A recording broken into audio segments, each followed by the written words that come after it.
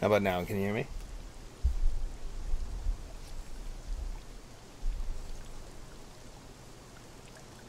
What's up, Chew It Up? Son of a bitch. I don't know why, but Streamlabs plus OBS did not have my mic settings set to the right. Had it reset to default, which is fucking weird. I haven't had to reset that since God, in months. Shit. Sorry about that, guys. I've been I've been yammering away this whole fucking time explaining what's been going on, and that's, you haven't heard me say one thing yet. So, hi. Thanks everybody for joining in. I'm sorry, apologize for that technical difficulty, but yeah, hasn't happened to me in a long time. So anyway, this is Conan Exiles. This is set in the mythos of Conan the Barbarian, the world of Hyboria. Currently, I was in the process of showing my jungle abode to you, but I'll go ahead and restart that tour. So, all right, we have over here my. First of all, I'm set up over here in the east in the jungle. I'm just north of a forgotten city, which is now inhabited by gray apes. It's called the Forgotten City of Zelha. So I have my Wheels of Pain here. This is where I break my thralls. Basically NPCs that you can knock unconscious with what I have a steel truncheon, which is right here. Boom. You beat them unconscious, and then you use fiber. Well, you start out using fiber bindings. I currently have leather bindings that I tie them up with, drag them back to the Wheel of Pain, and break their will, turn them into thrall, just like Conan the Barbarian. So I have my little fishery here. All of these are fish traps. I can get all sorts of manner of fish, unappetizing, savory, exotic. I also have a shellfish trap right here, which I can get with lobster and crab. Unappetizing shellfish, which is shrimp. Don't ask me why they're unappetizing. I find shrimp to be delicious. So over here I have my guards, my melee thralls. They're from various backgrounds. This guy's Lemurian. This guy called the Spearden. He's a named thrall, which means he's tier 4. I found him over in Buccaneer Bay, which is a hot den of pirates and mutinies. This is May the Blade. She's a Lemurian, who I found not too far from here, actually, near the priestess of Deraku. I guess she was guarding her. I actually have multiple thralls of her used as my guards. This guy's Zamorian. He's only tier 2. I have my archers up here. What I did was I took this. This is an existing structure. This is a part of the ruins. Like, essentially, what you see in the distance is the main section of the ruins. This temple, this little like shrine here, this is actually like so far removed from the main area that there are no spawns, there are no chests, there's no nothing. It's just literally just an empty building. So I was like, well, turn that into my base. So it's still a work in progress. Right now I have tier 1 things up as kind of a skeleton. I'm going to be improving on that and adding to it. But once I'm done as far as the conceptual structure and build, what I'm going to do is I'm just going to overlay the tier 3 reinforced stone on top of it. So it'll look like this, but in a different material. This is currently sandstone. So this is my first level. You see my archers here in the windows. I currently have in the server, Untamed, the Untamed server, we have Purge set up on this PvE server. So when the Purge meter increases and fills up, which has already happened to me before, essentially what will happen will be waves of NPC, either animals or just NPCs will attack my base until they're all dead. So this is why you need the thralls defending your base in order to fight those off. So like I said, the first level of my base is Oh, okay. So Conan Exiles is actually you can play it as a single player, or you can go on and connect to the multiplayer servers. What they have are official servers like they do in Ark, which anybody can join. They have PvP as well as PvE servers. Um, you can join those. I don't remember the cap of players that you can be on there at the same time, but what I currently I'm connected to a private server through the Untamed community, which is a really great community. I've been gaming with them for a while now, and so they have their own PvP as well as PvE server. I'm on the PvE server. There's a 70 player capacity. Currently we have like around 20-ish people online right now. Right now I'm the only member of my clan. I have 2 other people who may or may not be joining me. But for now it's just me, so everything in here so far I've built up my own. Really cool game. There was actually I played this a year ago, as I was mentioning before. I was realized I was muted.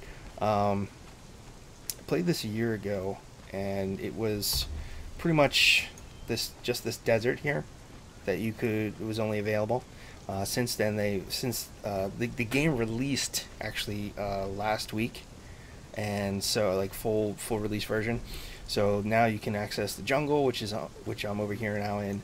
There's also a Viking forest area and swamp in this green strip here, and then above that is a harsh snowy area, and then up here is a volcano. I haven't been to the volcano because of the temperature extremes yet, but I have done quite a lot of exploring in the snow area. There's frost giants in here. There's undead skeletons over here. Saber-toothed tigers and a white dragon over here. And over in this the Vanir area, the Vikings, there's undead mounds with whites over in this area, with a bunch of Vikings over towards here. There's all sorts of other wildlife, like wolves and mammoths and all sorts of bears and all sorts of other crazy creatures that will try to eat you. This is a survival game first and foremost, so there's a hunger and thirst bars, which you can see in the top left of the screen. First to the far left is the water, or thirst, and then you have next to that the food bar. Next is the encumbered bar, which is I'm way over encumbered. I'm 225% of my weight value. However, I am able to walk around normally because I will show you in the attributes bar. So attributes as you level up. I'm max level at the moment, level 60. But attributes as you level up, you get points. You can spend them into various stats. So you have strength. Strength determines how much melee damage you dish out. Every time you get to one of these tier points, it gives you a perk. So currently I have 2. The first one, every blow I strike with a truncheon, which I did detail earlier, that's for knocking out thralls, deals 100% more concussive damage. So I'm twice as effective at knocking out thralls. And then the second one is I deal 25% increased damage to enemies affected by negative status effects such as cripple, bleed, sunder, etc. I currently I wield a pair of daggers. I currently have a pair of star metal daggers. Daggers inflict bleed, so that works out for me. Let's see what else. Agility is how well you can move around while you're in armor. Vitality dictates your health pool. As extra perks, my breath timer while I'm underwater is doubled. And I'm also temperature effects such as extreme cold and extreme heat have diminished effects on me. So I'm actually allowed or able to pal around in the snow area just like this, which partly is because my armor that I'm wearing is gives me cold resistance. This nature of this armor. This is Zamorian thief armor, but it provides resistance to cold, albeit a slight amount of resistance. Alright, next I have grit. I'm sorry. Accuracy is the the amount of range damage you can inflict. And then you have grit, which is dictates the size of your stamina pool. Any type of jumping or sprinting decreases your stamina pool. It's decreasing my stamina pool a whole hell of a lot faster than I normally would because I am way over encumbered. So I will tire out. If you run out of stamina, you will tire out quickly, and you won't be able to do anything that requires stamina until it replenishes itself. So attacking also requires stamina. So you can see right now my heavy attacks and my light attacks are all reducing my stamina bar. Again, much more quickly than it normally would because I'm over encumbered. And finally we have grit and survival. So for survival, it measures your ability to metabolize food. So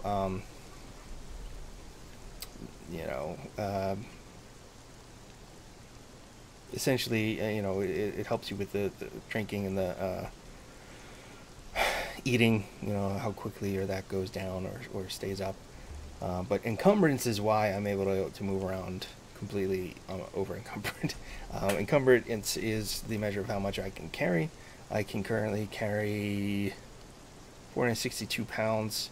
Currently I weigh 1,042, but the final perk, as you can see over here, momentum, it says when I'm over encumbered, I can still move at full speed. That is amazing. I love that because the nature of this game, it's a survival game and it's a building game, and it doesn't necessarily have to be a building game, but for me, I like to build. So for me, it really helps me to be able to, when I'm farming or just moving stuff around, to be able to just throw a shit ton of stuff on here and still be able to move around. Now, the fact that my stamina bar decreases a lot, much more quickly than it normally would, is kind of a pain, especially if I get into a combat situation. But I've learned how to kind of pace myself with that type of combat, so it doesn't really become a problem. So.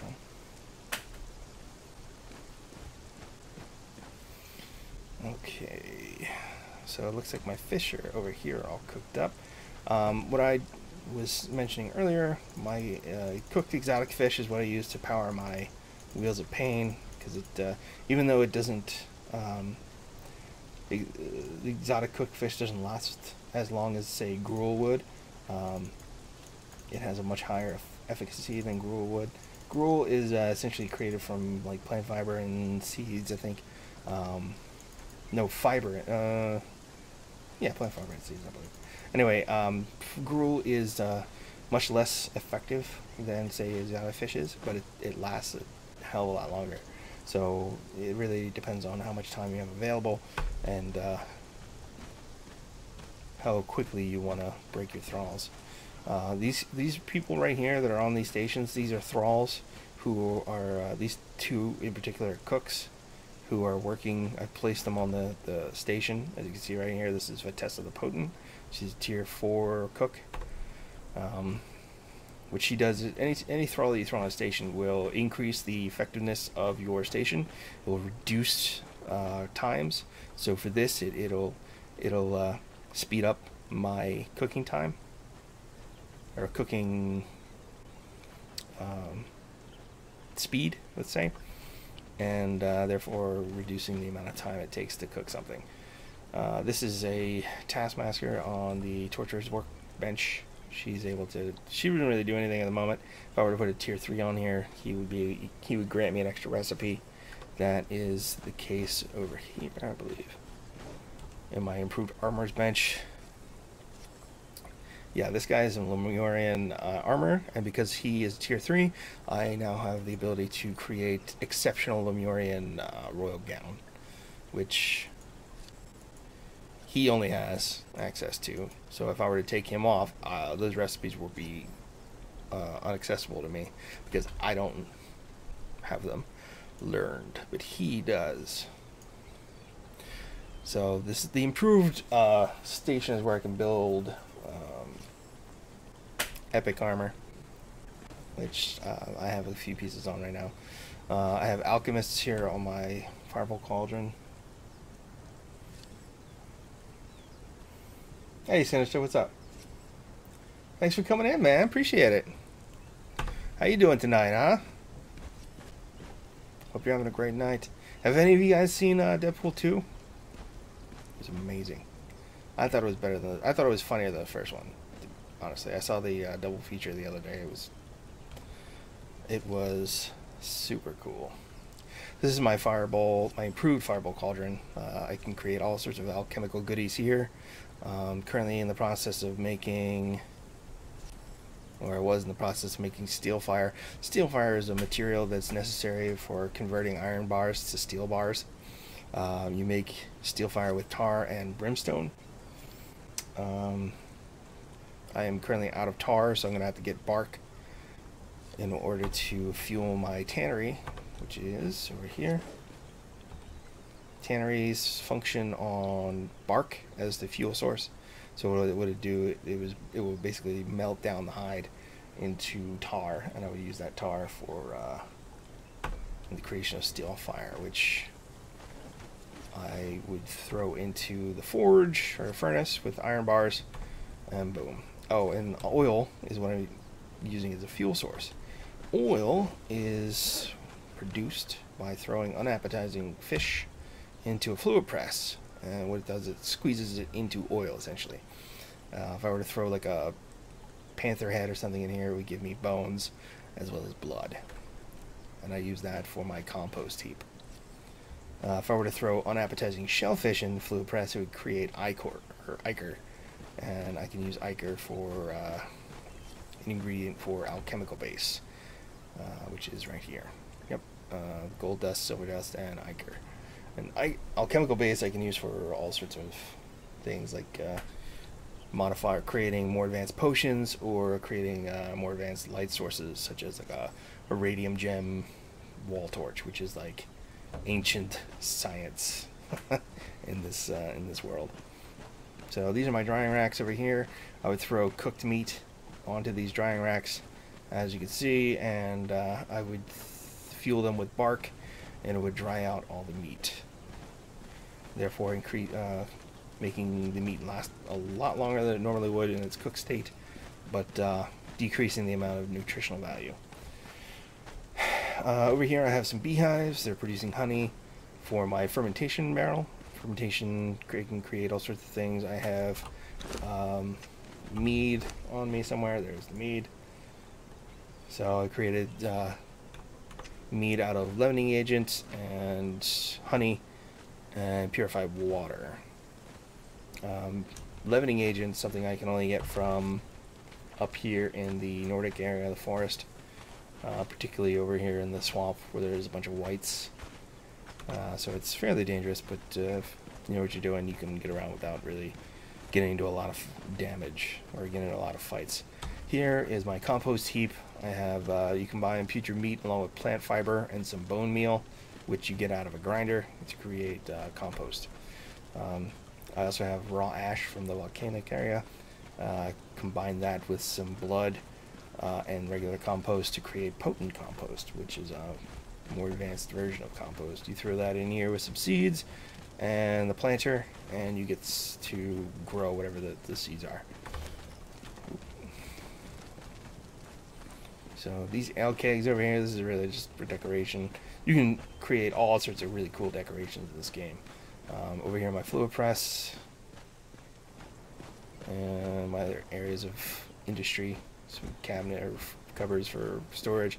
We got some normal furnaces, and my advanced improved furnace, and then my improved blacksmith station. Alright, let's go up the stairs.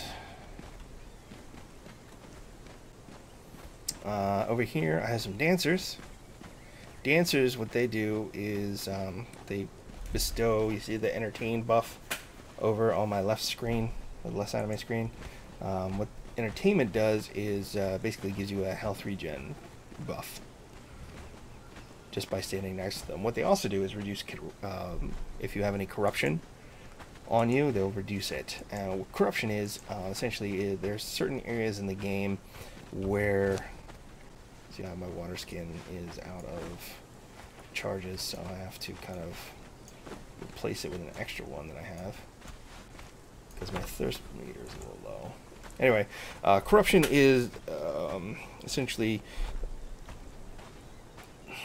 a negative buff that you can incur while being around corrupted areas such as obelisks or undead cities, anywhere that have been touched really by, influenced heavily by ancient, either technology or just darkness. What corruption does, it essentially puts a, what you would see in your health bar and your stamina bar would be kind of like a pinkish encroachment, and it would reduce your maximum health and stamina pools until you know, for as long as you're remaining in the corruption, and it will essentially reduce your max HP and max stamina, so it would make you a lot easier to kill. So if you stand near the dancers, you'll reduce that over time. So I currently have 4 dancers. So this is essentially, I'm going to turn this kind of into a, I think I'm going to turn this place into a casino as far as the theme goes. Currently I have an elevator here. You can see the elevator start to come down. There it is. Oh, you can see a shot of my butt too. My character's butt. What's up, Pixel? What's going on, man? No. This is Conan Exiles. For the King was last week, or the week before. Yeah, all my statuses should have said updated to Conan Exiles. God damn it. Alright, 1 second.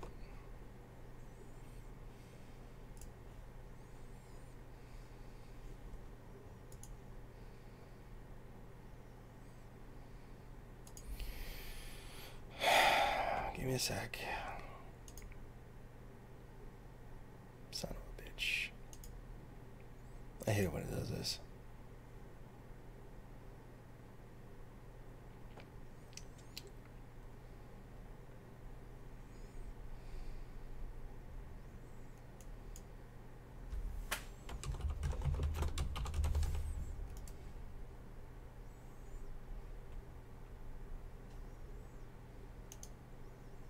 There we go. That should fix it now. Anyway, so this is my elevator. This is one of my elevators.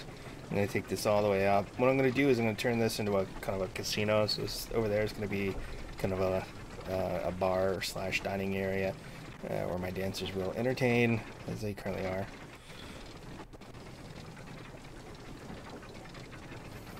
And you see over here is my next, my other entrance that's also guarded by various thralls.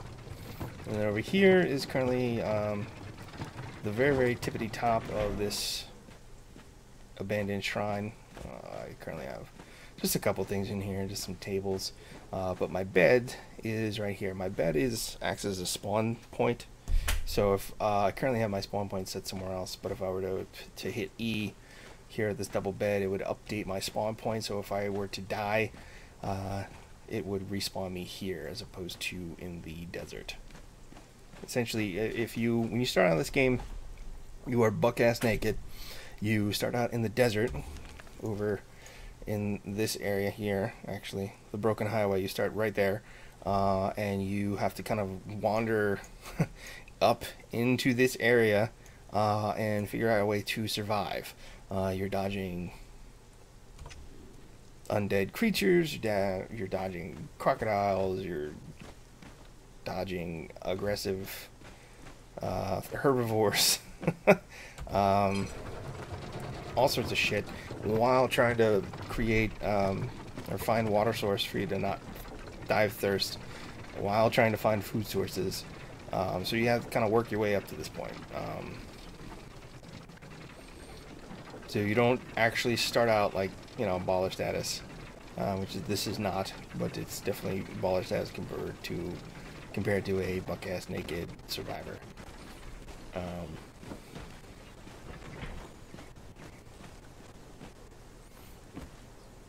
Yeah, I was actually talking about that. When I played this game a year ago, and there was, like I mentioned, you only start on the desert. There wasn't a lot of content, But since then, since this game just released last week, like full release, no longer in early access, there's so much more to this game. It's crazy. And they actually made a ton of improvements. They actually listened to the community, because the combat system was fucked up, and there was a lot of aspects of this game that weren't really fun or useful. But since they made those changes, it's like night and day. There's a lot of really cool aspects of this game. The combat system fits now. Everything kind of gels together, and it's a lot of fun. So someone who stopped playing this game about a year ago because it just wasn't fun to play, I could now say that playing this for about 2 weeks, that the changes that they made are crazy improved, and they basically saved the game by doing it. So let me see my thralls over here, my security force for this entrance. The reason why I have all these thralls, these fighter thralls on a PvE server, is because you can see down here, this purge meter is it's a clan tied. So the activities of my clan, any sort of activities, whether it's building, farming, getting thralls, killing things, whatever, it'll gradually increase. When it gets to this bar here, it'll spawn waves of enemies who will attack any base that your clan owns anywhere. They'll spawn waves of enemies, whether it be wild animals or NPCs, at varying tiers depending on where you are on the map. So anywhere from tier 1 to tier 4. And they will attack your shit, and they will break your shit if you don't have anything there to defend it. So you can fight off those thralls by yourself, or those enemies by yourself, or with your thrall posse, which I have here. So these are a mix of archers and melee fighters. This guy right here is a tier 4. You can tell because he's named Kika the Visionary. And what you can do with thralls, they start out looking like, just in bare threads, but you can equip them. So I can give him armor. Right now he just has like shitty coarse armor. I gave him an upgrade, so he has a exceptional mace. You can equip him with the same type of armors and weapons that you can use as a character. So she's going to arm broadsword on her, so she'll have to get an upgrade. So I have tier 3 and tier 4 guys. You can move them around. What happens is when you break them on the wheel, you drag them, you knock them out unconscious, you drag them to the wheel. After they break, they become an item that you can put in your inventory. These guys right here, you put them on your quick bar, and then you would place them like, let's see right here. I'll move her around. You basically move them around, and you can rotate them, and you can place them as you wish. I'm not gonna do that for her. She's already there. So, and these are my little light sources I use for glowing. I use glowing goop, for instance. I have a torch because there's a day-night cycle. Currently, it's also raining. Let's see if I can find me a panther. On a PvP server, if some random person not in my clan, there's a panther, were to come up on these thralls, they would shoot and beat the shit out of whoever it was. They're hardwired to attack. Oop, come on, Mr. Panther. Come here, guy. Come get some.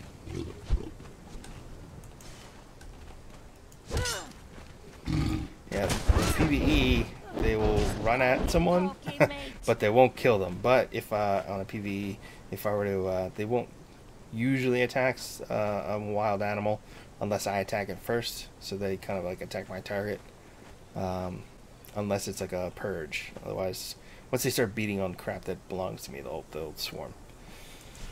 So this panther is dead. I use a hatchet, and first whack, I take panther head. Chopped his head off, and we skin it off from the rest of them. So it gives me pelts and fangs. Well, using the axe also gives me feral flesh, which is meat. Immersion broken. It's a handy dandy torch. It actually it works in the rain because it's not working off of like oil or charcoal or some shit. Boom. Immersion restored. Alright, Mr. Hey, Mr. Panther. Whoop. So because I'm wielding daggers, you have different buttons that can do different things depending on what you're wielding. I have a dodge button, which lets me roll around. Here, Mr. Panther. Oh Christ, my my dagger just broke. We'll switch to the axe.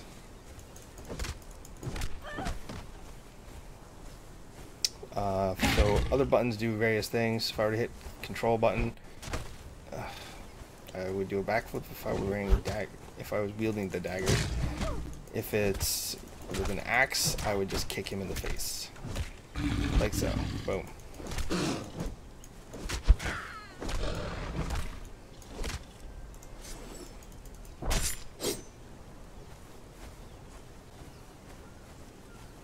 Yeah, there's actual combat stuff now. Yeah, so if I were wielding a sword and shield, that control button would essentially act as a block. So I would try and block with my shield.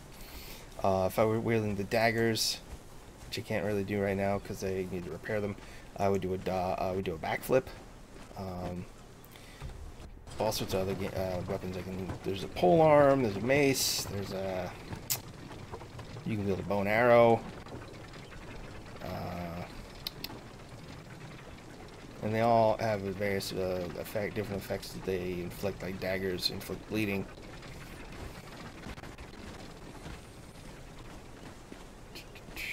I need to repair my daggers. So.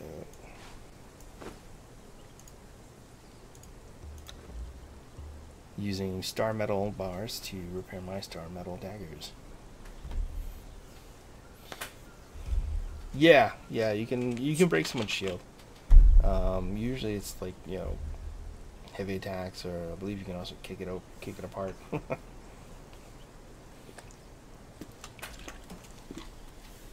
It's a lot of fun, especially on this server. This is the Untamed server, private server. Really friendly community. Everybody is super cool. I've known these people a long time. They're awesome. There's a Discord that we all join on and talk and have fun with, and like I said, it's a really cool community. So, and on the server, it's they have a PvP as well as a PvE server. The PvP server is actually like ranked in like the top 20 or the top 10, I believe, on the as far as like out of all Conan servers that are unofficial. This one is PvP or PvE, so it's not as popular, but still has a great number of people on it. So you can see my cook. It's my cooking station. Let's see. Ooh, she gives me various recipes. That's cool. So because I have a named thrall on here, she lets me make things like mystery meat soup, iced tea, honey jerky, honey bread, honeyed eggs, honeyed gruel. What? Honey gruel? It is gruel, but it actually smells good.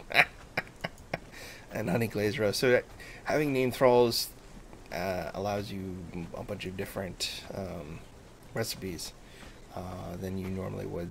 These are all because of her, Vetessa the Potent. These over here are all the ones that I normally just have available to me. So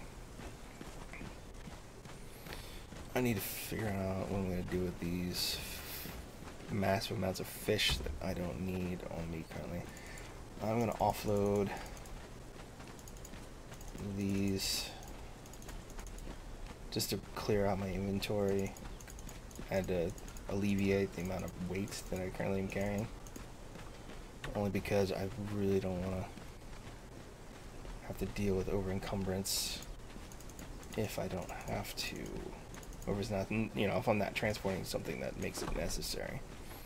So I'm just gonna use my drying racks to store these. It also has a secondary purpose because meat, all this meat has a timer on it, and once the timer expires, it converts one of those sources of meat into one putrid meat. So essentially, it rots the meat into putrid meat. Putrid meat is useful because it is in compost. So there's always something in this game that you can use for something else. Like, everything has a purpose, if you know what to use it for. So that's another thing that I really like about it. Nothing is really wasted. You know, like I said, if you know what to use for what end, you're able to kind of utilize everything to your advantage in concert with each other. And really have get a good system of industry going.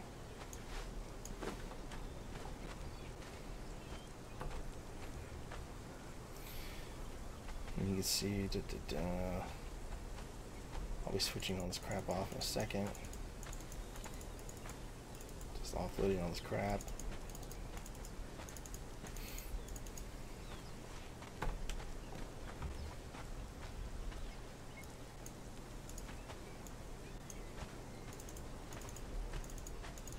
A lot of fish.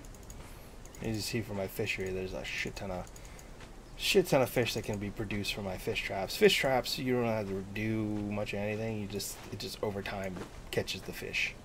So, ooh.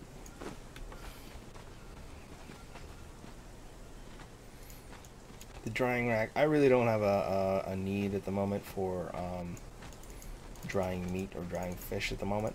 So I'm fine with just letting it sit here.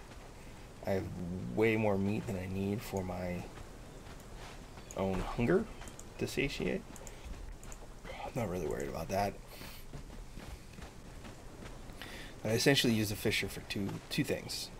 Use a cooked exotic fish for my thrall wheels, and I use the unappetizing fish for my oil sources. It's way better than getting charcoal, because charcoal is not actually you can't get charcoal in the jungle. Charcoal is used as a fuel source for forges and, you know, cauldrons, pretty much anything you need to use to produce metal. You could use wood. Wood is the least effective because it burns quickly. You can use charcoal if you mind it, but charcoal really only exists in the jungle, or not the jungle, the desert. And the desert is a very long run from where I'm currently at. So I use oil. I can get oil right from where I'm at. No running necessary. Now I have this is way too much fish than I need for my my thralls, but I have it. I'm gonna cook it. Why not? Everybody likes pescatarian food. It's fish.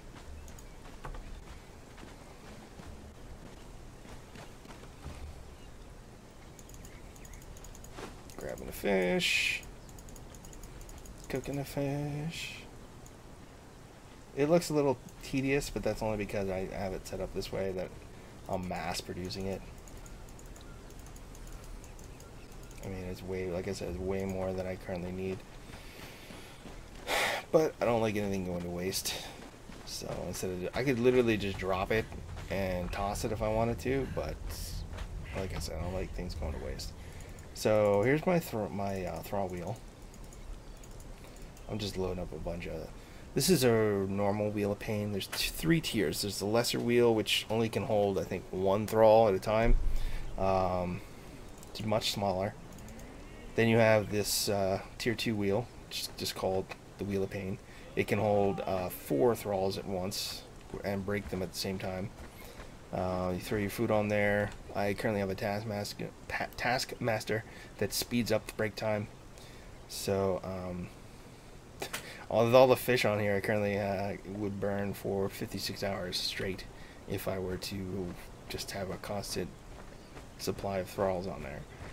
But since I don't, it just kind of sits there idle. And then for this is my greater wheel of pain.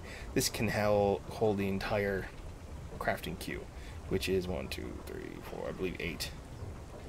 Yeah, 2, 4, 6, yeah, 8 thralls. 8 thralls breaking simultaneously. As you can see, a shit ton of fish already on there. I'm gonna add even more. And all these fish will eventually turn into putrid meat if left, you know, by themselves, if they were to just not be used.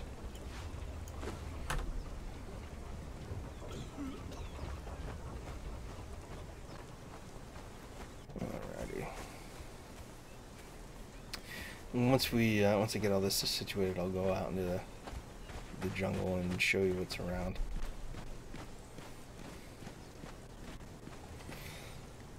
Alright, I have my star metal thing, daggers repaired. I might as well repair my pick's already been repaired. That's good. I'm gonna repair my hatchet while I'm here. I don't want it to break on me. I need more sheep's wood. So everything has a durability, and everything will eventually break or decay. So you have to kind of stay on top of it. You're gonna have to manage your resources. You have to manage your time, because anything worth doing takes a lot of time, you know. So everything that you're doing in the game is going to take time. So don't expect to, you know, have a huge fortress overnight. What I'm essentially doing is I'm turning this into kind of like an RP like theme. You know, as a DM, as a dungeon master, I like to incorporate story, you know, and environment, and a lot of the games that I play that I have the opportunity to do so. This allows me to do a lot of things from an RP standpoint. Even if I'm not RPing or role playing myself, I'm able to kind of create that kind of role playing environment. And what I'm going to do is I'm going to turn this into a casino. From a look standpoint, you know, I'll have it all set up with NPCs. You know, people can come in and just, you know, kind of get the feel like, oh, this is a, you know, a den of sin, a den of greed and gluttony where people can, you know, come and gamble away their things. And mechanically, it's not going to be a casino. I don't think there's we have shared inventory things at the moment. Because of server settings, but it'd be super cool to build. It'll be super cool to have people come and look and see, like, wow, it's super cool. And it's just something fun to do. In the north, I am also going to build a fortress in the snow that's going to be reminiscent of Ice Crown Citadel. There's a tier 3 material in this game called Black Ice Reinforced building materials, and it looks really cool. It's black stone with these like icy crystal shards sticking out of it. Looks super cool. I'm going to turn it into have a fortress essentially built off of a cliffside that I'm going to turn into kind of a it's going to have my map room. So map room is essentially it utilizes teleportation magic in the game. It'll allow me to teleport to around to 10 obelisks around the map. You can see I have them pointed out in various places. So there's one here, there's one here, one here. They're basically scattered around the map. But essentially, using a map room, you can teleport to each location instead of having to physically run there, which is its end game capability, and it's super convenient. So the area that I'm going to build it in does not have an obelisk, but putting a map room over there would allow me to just kind of move around to a great many different areas very quickly. That'll be like my secondary base. It'll have a lot, like all my vaults and everything like that. So that's what this is all working towards, because tier 3 materials require a lot of materials for crafting. It requires the steel reinforcements, which I showed you, which take iron bars that you have to combine with steel fire in order to create the steel bars. Then you take 2 steel bars and turn them into 1 steel reinforcement. Well, let's see, a black ice reinforced foundation requires 3 steel reinforcements, 5 black ice, which you can only mine in the snow areas, and 4 insulated wood, which insulated wood, I would have to get dry wood and combine that with resin, which resin you can only get in the northern area, which is the Viking-ish area, this strip right here. You combine that with dry wood. Dry wood you get by drying out normal wood on a drying rack, or getting it from an area in the desert which would have like dried logs, which isn't all that plentiful. So drying out wood here would probably be your best bet. But like I said, all this requires bark to run. So bark is kind of a, I'd say it's not difficult to obtain, but it's a pain in the ass because you have to use a pick on a tree to get it usually, and the amount of bark that you get from each tree is very minimal. It's like 15. You would get, if you were to successfully get bark on a hit on a tree strike, you would get around 15. And I'm using a star metal pick, which is I would say a star metal pick is probably like the 2nd highest or the 3rd highest type of pick that you can get. And you can see I get 5 and 5 right there, and not every hit you're getting bark on. They say I got 20 right there. So yeah, you're not getting a lot. So from that one tree, I got 30 bark, and if I were to put 30 bark on my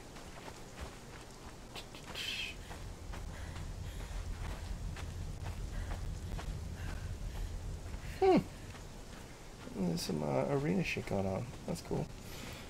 So what Gatherbot's talking about is a arena fight in the chat. People can participate in. You can find all about find out all about that with Gatherbot by checking to see what commands that you can do. Pretty fun. You can go on quests and get whiskey, which is an in-game currency that you can, or in-channel currency that you can use. But anyway, if I were to use, if I were to throw 30 bark on here and have it go, 30 bark would last me 7 minutes worth of turning shit into material here. So what it's doing is the crafting station here is turning the hide into leather, and it's producing tar as a byproduct. Right, so this is all just regular leather. If I were to kill an elephant or a rhino, I would get thick hides, and that would turn it into thick leather. So there's all sorts of tiers of materials that you can get. Yep, I'm gonna turn my thirst up. I'm gonna throw the rest of this fish on here because it's weighing me down. Weighing me down.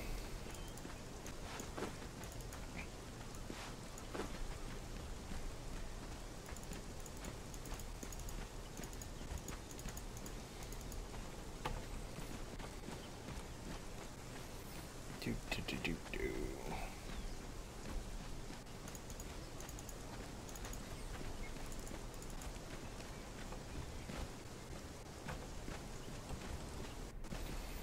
There we go. This offloading line of shit.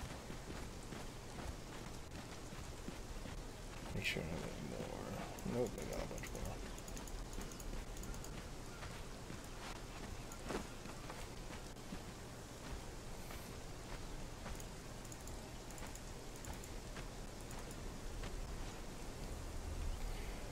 Come on, you can do it. Let's see. Alright. I'm gonna throw my piece of meat in my compost heap. Just because a stack of 200 meat weighs 20 pounds a piece. So, Throw all that shit in here.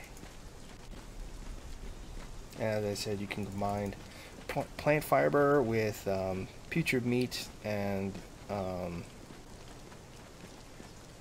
bone meal and get yourself compost, regular compost.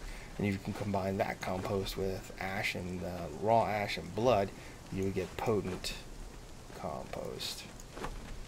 So what I'm going to do, I have a scythe, or sickle, sorry. I can use a sickle. I'll take it here.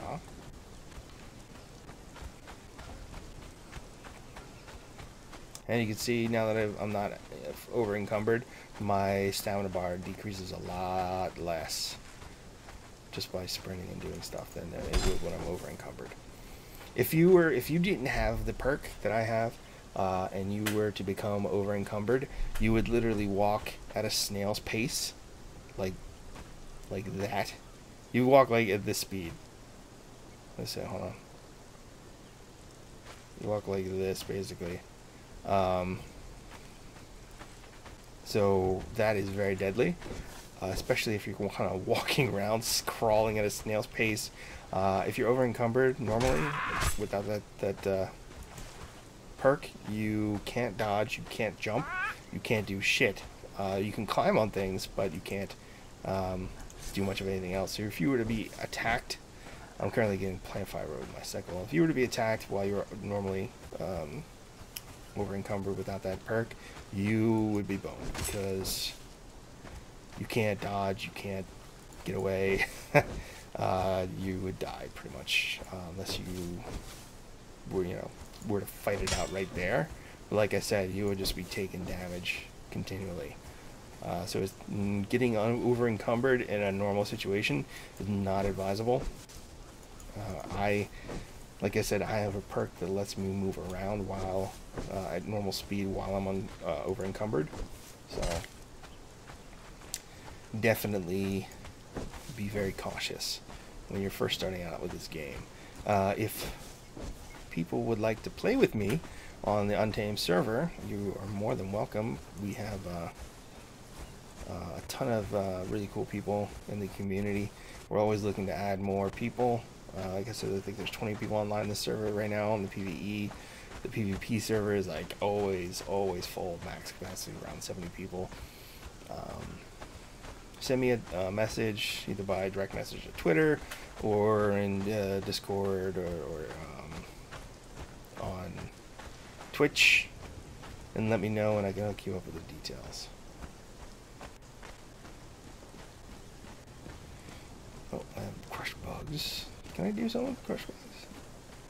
Usually you would just eat the bugs. Let me see. What does that do? No, nothing. Okay. So here I have a shit ton of stuff that I just got from using my sickle. The panther head I have earlier, throw in here, boom. It squishes it into blood and bone. I can then take that bone and throw it on the grinder if I wanted to. It would create bone meal. I'll do that right now, I'll show you. Take this bone, throw it on here, boom, creating some bone meal. I'll take a few of this prepared bone meal already, so I can throw it in my compost heap.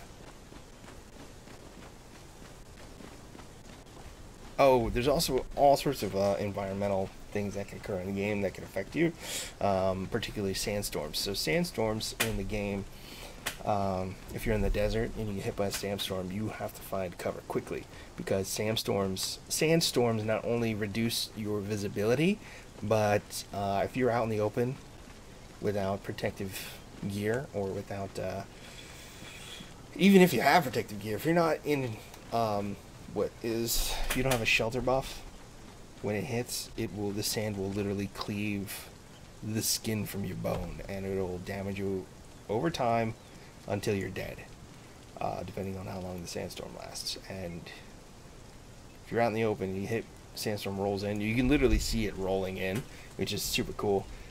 You'll probably die if you're naked, because like I said, the sand will cleave the skin from your bone. And so as you see here, I have the plant fiber, and now I'm in business as far as making compost.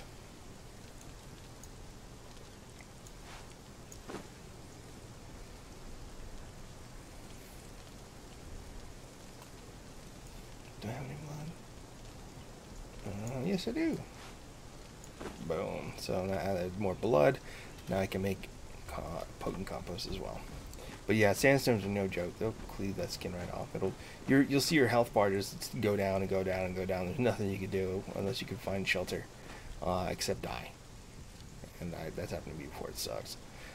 If you don't have a spawn point, like a bed or a bedroll, that you've been bound to, every time you die, you would spawn back at the exact same place you started out the game with, which is the Broken Highway. And you would have to kind of run all the way back, and it's a pain in the ass. Pain in the ass. So if you're starting out, I'd recommend crafting a bedroll, setting it down like a hide bedroll, for example, and hit E on the bedroll to update your spawn point, and then from then on you would spawn at that point on the map, as opposed to back at the beginning. So, alright, I don't need bugs. Goodbye, bugs. The rest of this stuff I'm going to throw in the grinder. I can throw plant fiber in here and create spice. I could do seeds, which I'm going to throw in here as well to create spice. Why do I want spice? Sure, why not? I could throw fangs in to create bone meal.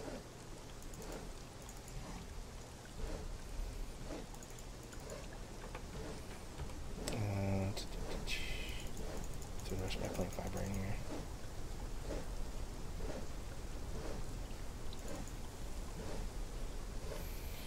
I'm going to throw my wood that I acquired in here. Swap that shit out. And with that, I'm going to create shaped wood.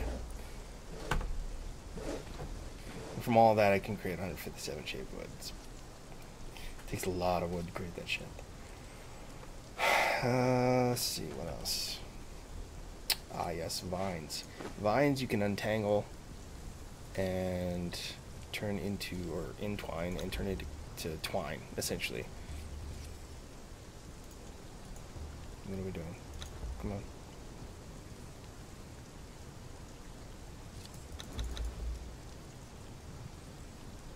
That's weird.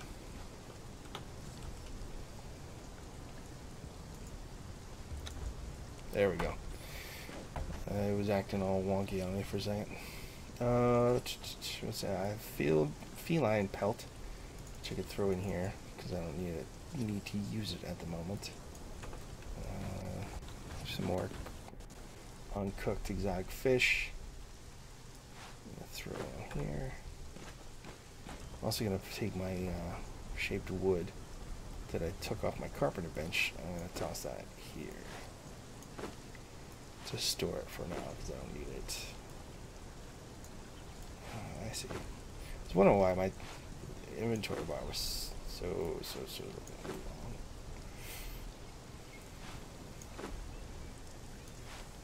There we go. Come on. There we go. Alright, so... Oh, shit. Now I remember why I need a shaped wood. Come here.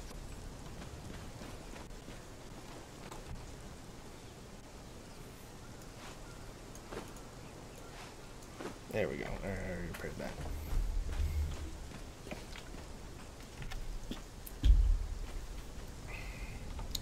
So, Piney Druid, has this interested you into playing? You could totally come and join me on the server, man. It's pretty cool. Join my clan! It's really cool, dude. It's, So, let me run around. I'll show you Buccaneer Bay, which is a shipwrecked pirate ship, which the NPCs are trying to kind of reconstruct so they can get out of the exiled lands. This whole area is called the exiled lands. So essentially what's happened in the story is that for right or for wrong, you have been accused and tried and found guilty of committing crimes against your society. Because of those crimes, you have been exiled here. So there is a wall of statues that produce a kind of like a force field. I would call it a death field that surrounds the entirety of the exiled lands. And what happens is, if you were to cross that barrier, you would die. I don't know if you can see on my character here. You see right here, she's wearing a bracelet. This is like a control bracelet. It ties you to the exiled lands. It's basically why you would die if you were to cross the death field. Anyone wearing these bracelets would be killed immediately if they cross the death field. If you were to manually take off the bracelet, if you were to click this from remove bracelet, you would commit suicide because removing the bracelet kills you. So the point of the game is to figure out a way to leave the exiled lands, to remove your bracelet, essentially.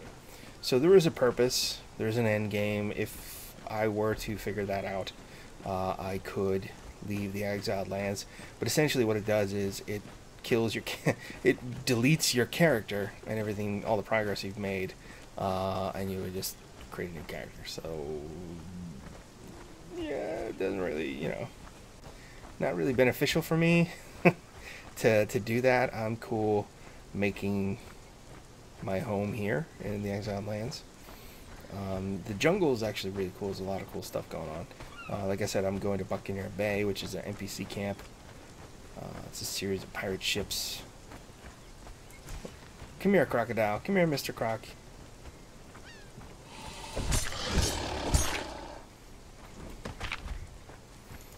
You see, Mr. Crocodile wants to eat my face. And now he's a corpse. So I could use him in the type of tool that you use on a dead creature or anything in particular. It determines what materials you get from it when you harvest it. So if I were to use a skinning knife, I would get mainly hides.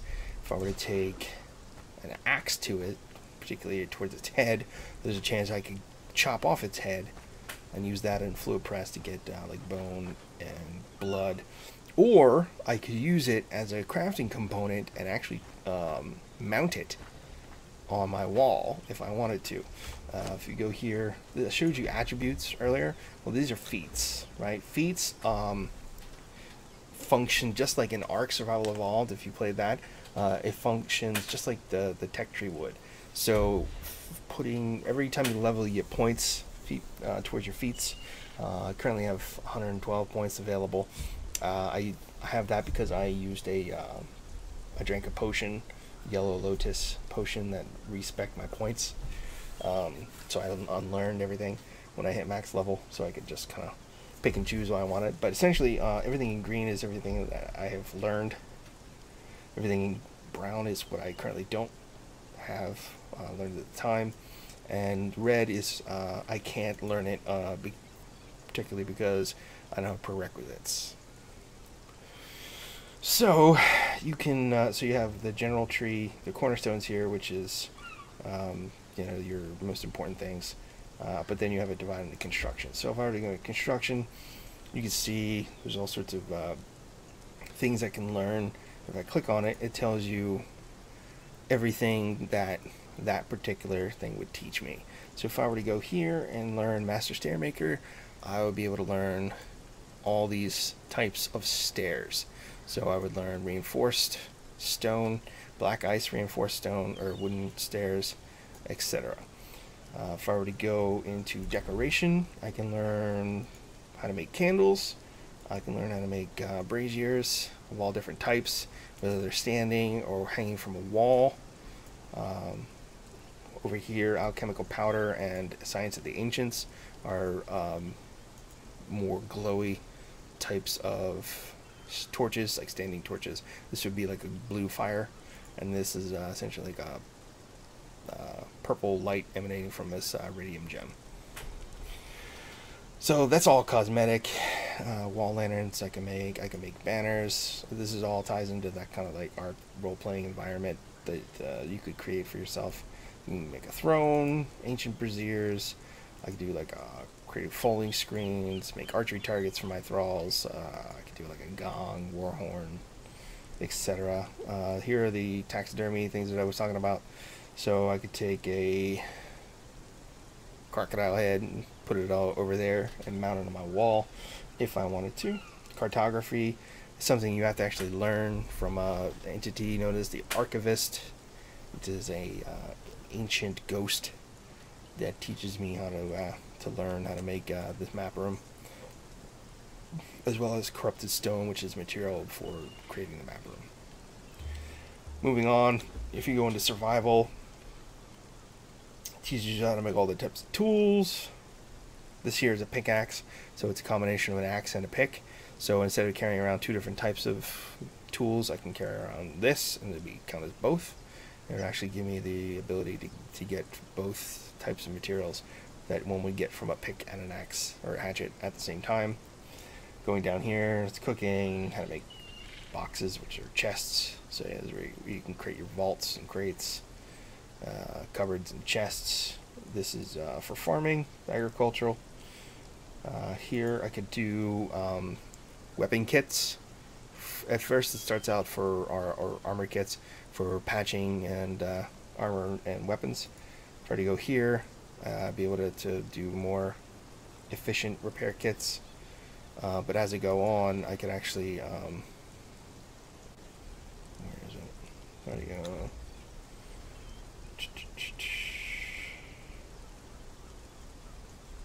Yeah, if I were to go to like weaponsmith, I could use kits towards upgrading tools and weapons, which is actually kind of neat. So I can make explosives. Explosives are really more for PvP. Explosives are used for detonating and destroying player structures, damaging them in order to be able to break into another player's vault or another player's home in order to pillage them and all their stuff. I can create weapons here in this tree. I can make armor here, and there's all different types of sets. When you create your character in the game, there's all sorts of different races that you can choose from. Really just flavor, I think, which is cool. My character is a Khitan, which is a more Eastern Asian influenced culture. Excuse me. And they're believed to, descend from witches or practice witchcraft. The wizard or the witch from Conan the Barbarian was a Khitan.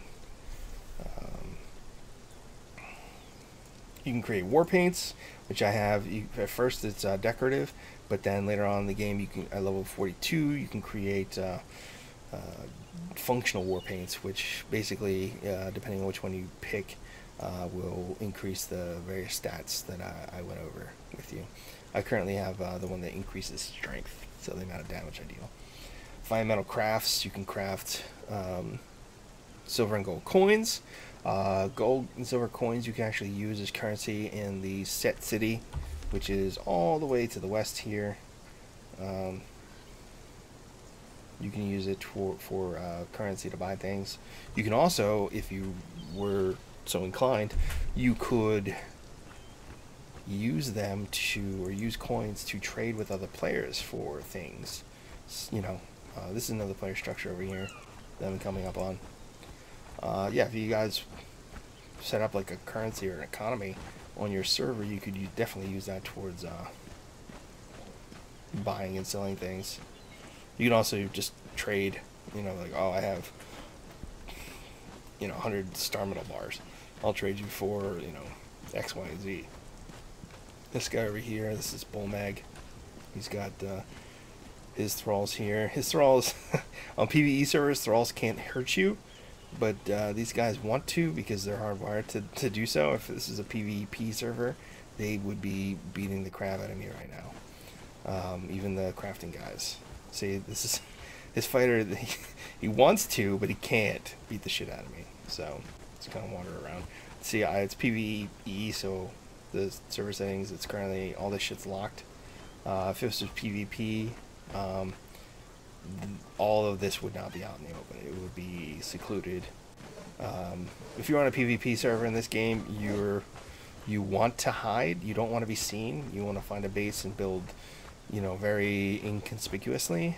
Because shit like this, people will run up to you and they would loot the crap out of you. They break in any way they could figure out how and steal your shit. But on this server, not the case. So.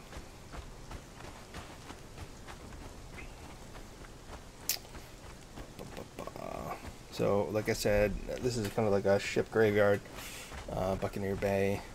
As you can see, the pirates who survived this shipwreck, they decided to kind of build up into these cliffs and connect them. There's the ship itself. This is a rabbit here. I can use him as a food source if I wanted to, especially if you're starting out in the game. But yeah, this is the ship that got shipwrecked here. They kind of took what they could from the ship and built into the cliffs. Over here they built their own little like tent city. So this guy is not friendly, as you can tell from her guttural roar.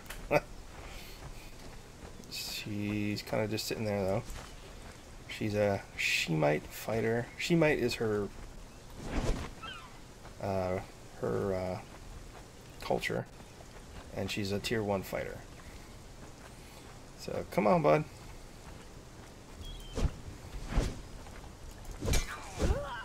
So I'm gonna use Q to lock on my target. Oh my gosh, she broke my pants. I'm naked. Oh god, I'm naked. And I'm literally naked.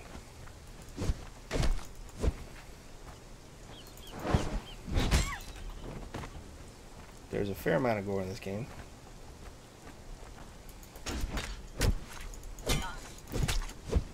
As you can see, as I cut her in half. Ooh, she's got bark. Yay! And I'm naked, running around in a hood. So I should go back and I should put my... Oh, and you can climb in this game. So if you were to hold spacebar as you jump onto something and you would cling to a cliff, climbing requires stamina, but you could climb anything, pretty much. Anything that has a surface for you to climb on. In the north, where it's snowy, it's much more difficult to climb unless you have specific gear that helps you with climbing. Because, as you can tell, as you can surmise, the surfaces in the north are much more slippery because they're covered in snow and ice. So this is a metal node. Use a pick on it. Oh, get ironstone. You convert the ironstone in a furnace, and that turns into iron bars. Convert that, combine that with steel fire, and it's steel bars. Hey, buddy. So, like I said, I've already take a pick, hit the tree here, boom, bark. And yes, my armor broke. the durability finally went to 0. So when it breaks, it goes back in your inventory, and so I'm currently not wearing any pants or top at the moment. Oh, that's hilarious. So if I were to keep going and run out of stamina, I can't do anything but run at this pace until my bar replenishes. So I wouldn't be able to sprint, I wouldn't be able to climb, I wouldn't be able to dodge. I'd just kind of be just trucking along at that pace, at this pace right here, you know, while shit's chasing me, trying to eat my face. So run out of be economical with your weight limit and your stamina until you're, you know, like at a level where, you know, until you're at a high level, you know, like be wise with that shit, because one wrong move and you're dead. Because even though like combat in this game is deadly, and as it should be, you know, like everything in the world of Conan is fucking brutal. For those of you who are familiar with that world, if you're not familiar with that world, this is a brutal universe. Like, no one cares if you live or die. You know, like, you have to support yourself, and you have to be smart. So any actions or choices that you make are directly impacted on your chances for survival. So if you do something stupid, you're more than likely going to get killed.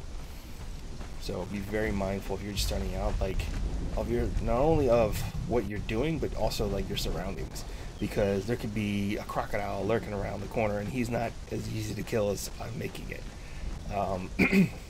I fought these guys for a long time, and I know how they act. I know their movements. But you get caught by one, and you're just starting out, you're pretty much toast, because they can knock you down. They can really fuck with your health bar until there's none left and you're dead. So I'm gonna go around, and I am going to make my Zamorian stuff. I'm gonna have to make some chest padding. Where is the chest pad? Where's the chest padding? God damn it! There it is.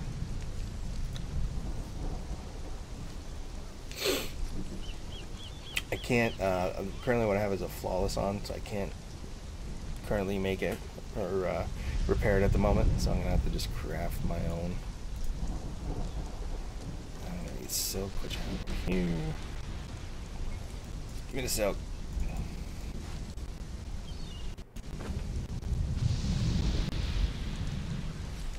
I don't know if you can hear, it's currently thundering in the jungle.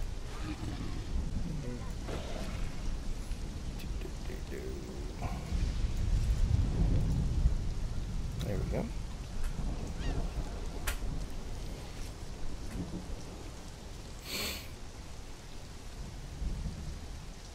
Alright, I made myself a Zamorian Thief chest piece.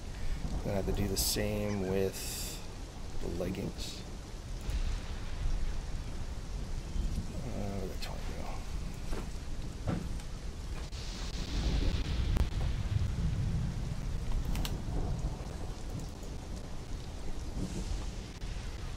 I need more feeling code for that. Oh, I got plenty of feeling that will be fun. Alright. What do I need for this?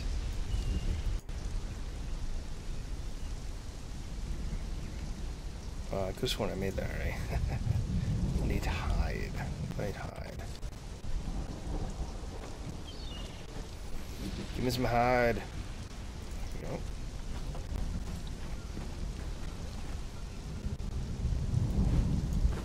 There we go.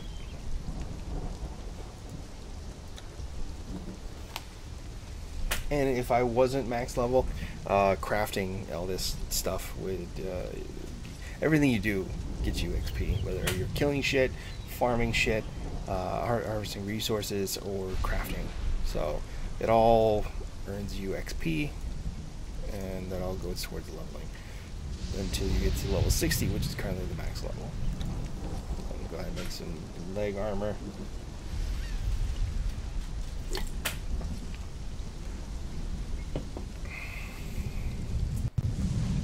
we go.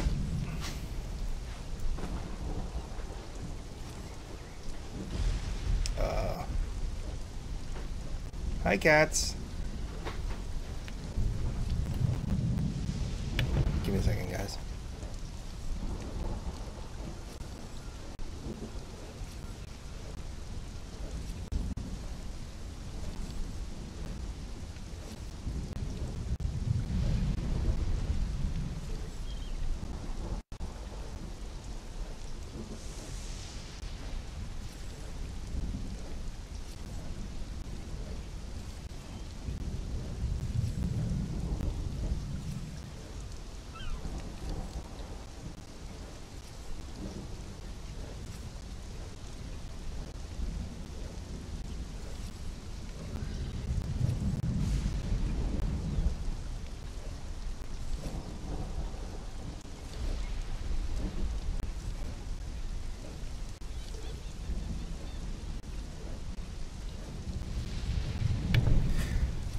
I got a visit from a cat. Give me a second. I'm gonna get tank. Hold on.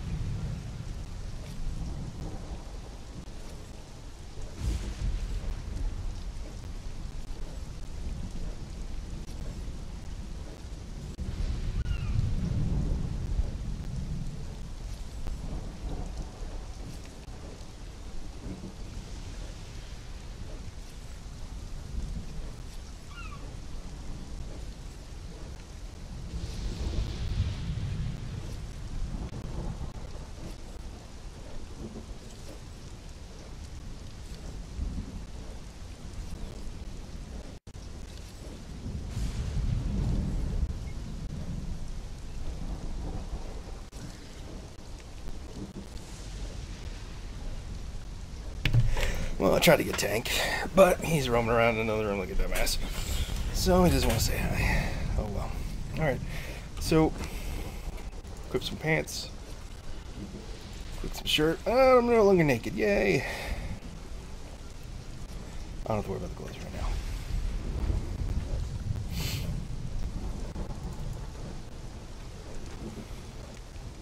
Let's see, put some more bark in here, throw you back on. For a whole 2 more minutes, yeah.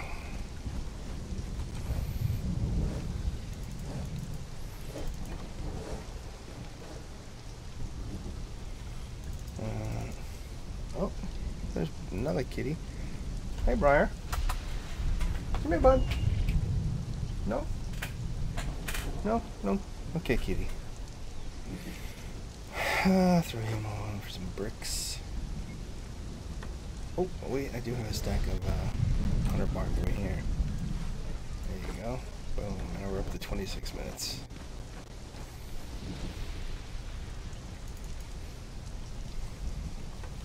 Some bone meal.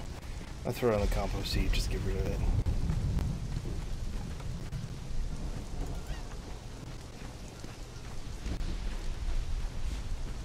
And we're back. I'm gonna throw my truncheon on all of my leather bindings.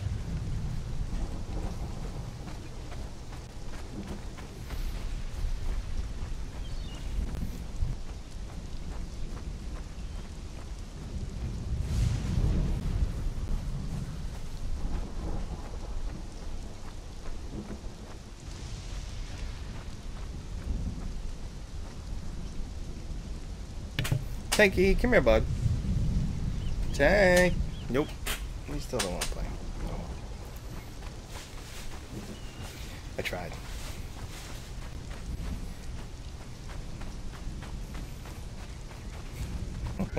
Hey, bud. Come here, budsy. Come on. Oh, yes. I gotcha. I gotcha. Oh. Hi. Say hi, bud.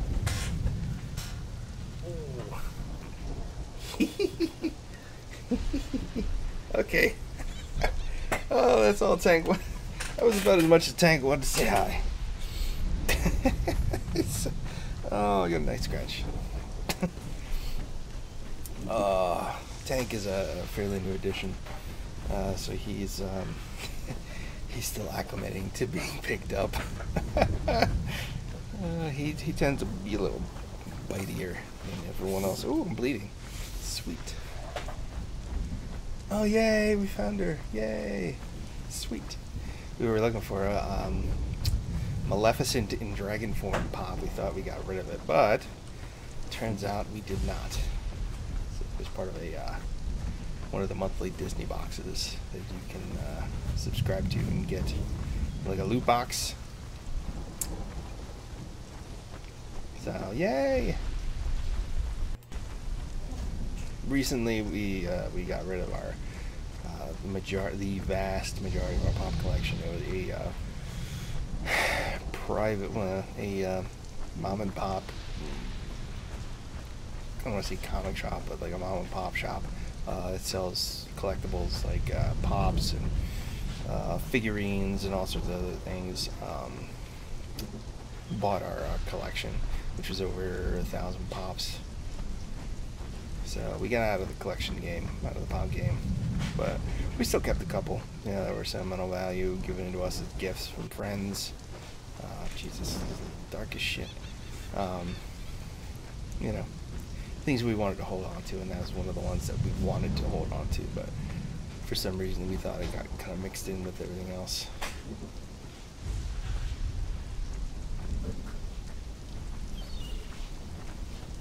Yeah, darkness is no joke in this game either. If you get lost in the dark, you can be toast real quick. Especially if you don't have a light source to see what the fuck is going on. And real quick, fun thing about light sources in Conan, if I were to equip my daggers, yeah, light source goes out because daggers are dual wield, and you have to hold the torch to get a light source. So one or the other. So, although the cool thing about star metal, the current material that I use for my tools and weapons, that produces a tiny light source of its own, but not enough that brightens the area.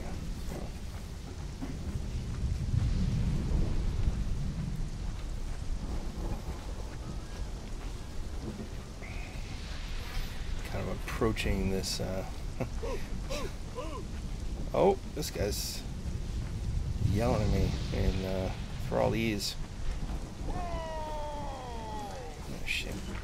I have an archer shooting at me.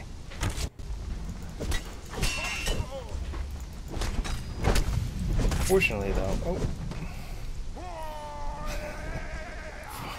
though, level 1 thralls are really easy to kill, especially with the amount of damage I do and the type of weapon I use, the daggers. They produce a bleed, so my bleed killed him. You saw him grabbing his throat like, yeah, he died because he bled to death.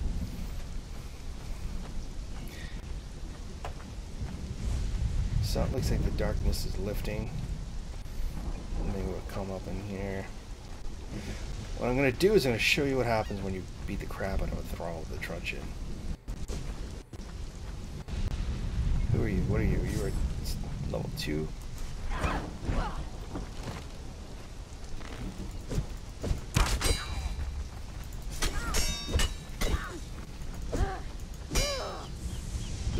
She's dead. Level 2 thralls are kind of like me. Whatevs.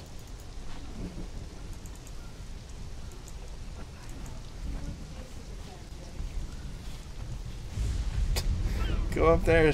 Don't bite mom, Tank. Don't bite mama. Don't bite your mama, Tank. She said too late.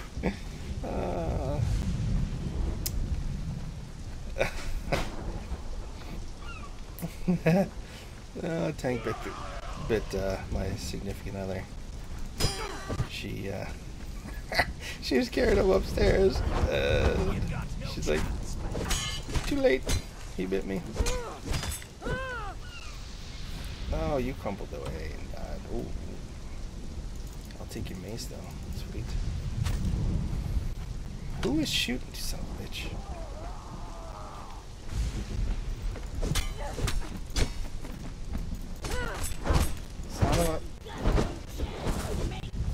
Stop it. Wait, you don't have a top on. You're fighting me half nude. Okay. And you're dead. So yeah, this is I need to find like a level 3 dude that actually like. Ooh. Now you're only level 1.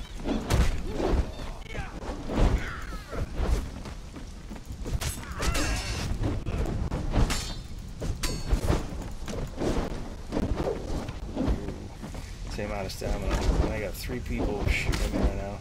Well, one's shooting at me, the other ones are trying to really beat him dead. Yep, he's dead.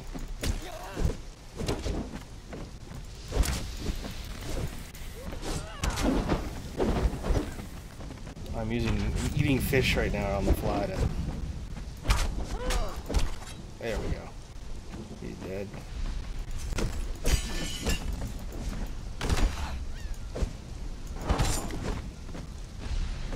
And they're dead. What you got? What you got? I used to have bandages. Excuse me. I used to have bandages that really help with health regen, but it looks like I burned through them. So for now, we're relying on. The dude totally just stood there. Doop doop doop.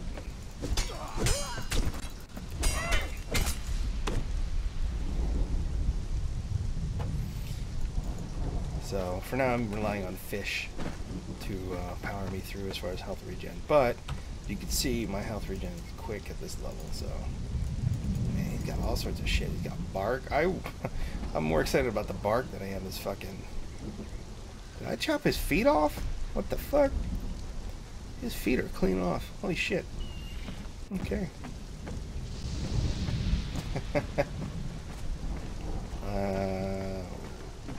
Nobody on this level. Nobody on this level. There we go. So we got a dancer level 3 and a fighter level 1. So the fighter level 1... Okay, so the dancers can inflict bleeding. So she's a pain in my butt. Yep. Alright, so I'm using my truncheon. You can see this guy's knocked the fuck out. But I really don't care about him, so he can just lie there. I could totally use her if I wanted to for my casino. So what do we have up here? That's where I can see them, maybe. You're level 1.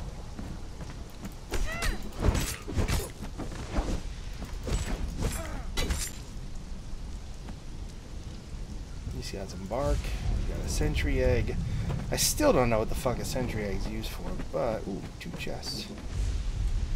That's useless. Useless. Looks like somebody looted these chests, and they just kind of picked and choose what they wanted and just left everything else in there. So if you don't take everything out of a chest, it kind of just, it doesn't regenerate the contents. So it's kind of a shitty move when whoever looted this chest.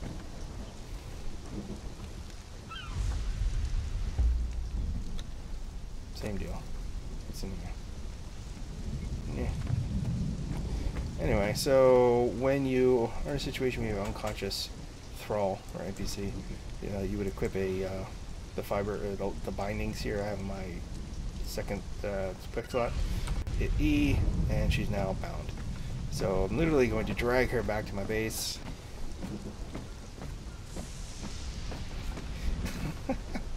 Yeah.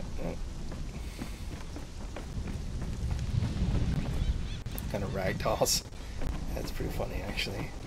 She just kind of ragdolls behind. Doop, doop, doop. So the only she'll like kind of follow me, being dragged behind as I run and jump and shit. But if I were to enter a body of water, ooh, let me shot at. If I were to go into a body of water, since I just have an arrow sticking out of my head, it would break the binding. So she would become untethered, no longer be following me. So I'd have to go back and grab her again from whatever beach she rolled to. Climbing also breaks it. The fuck?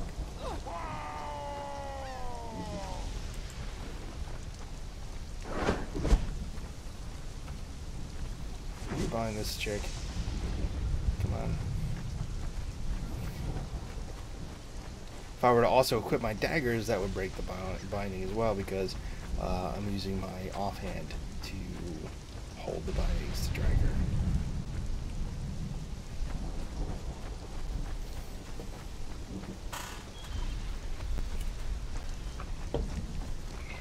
Aurora came down to grab a few things. That's why you heard some noise in the background.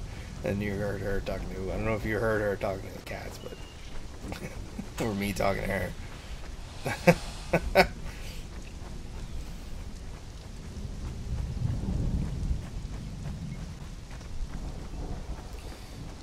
I'm literally just running back to the base so I can throw her on the wheel. And that's how you build a thrall army. That's pretty much you. Everyone has a different purpose, right? So she's currently a dancer, which as I was talking about earlier, what she does is her and her friends, they dance around, and what they do is they provide a health regen buff when you stand near them. What they also do is they reduce corruption, which is all of the crap that, like, the evil level of, like, evil and darkness in the world, in this area, that was basically touched by, concentrations of, like, evil magic, evil ancient technology, etc. Spots of horrible death, etc. that creates this corruption. What corruption does is it puts a hard cap on and reduces your overall max HP and stamina, and basically makes it easier for you to run out of stamina and easier for you to kill. So I'm going to throw her on my greater wheel. Boom. And You can see she's now here. She might dance her 3, and I'll hit the play button, and now I have 79 hours worth of burn time for fuel. And you can see down here, you'll see a small bar, white bar fill up, and that is her progress bar. So once that's full, she becomes my thrall, and I can place her with her other dancer cronies over here.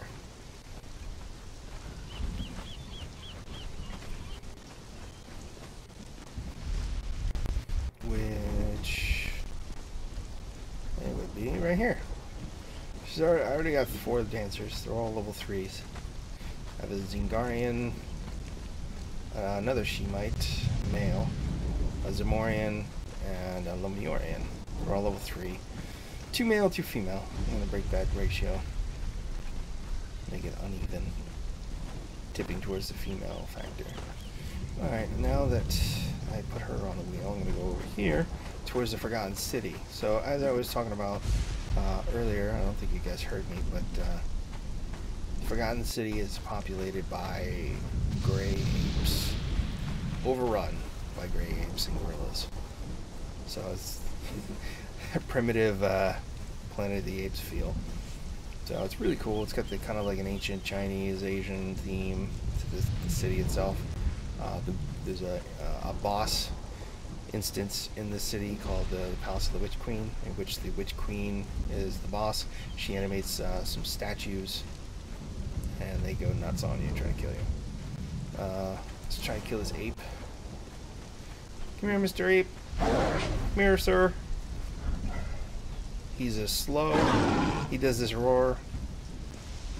It's one of his moves. He'll then try and stomp me to death with a very slow. He'll also try and double fist me. Also again very slow.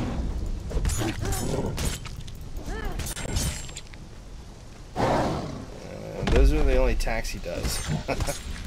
So I could literally just go ham on this guy. Oh, I didn't get out of the range quick enough, so that's one where it'll knock you down. But if you back away or if you dodge, you'll get out of the harm's way, and it'll be easy to deal with him. What's up, buddy?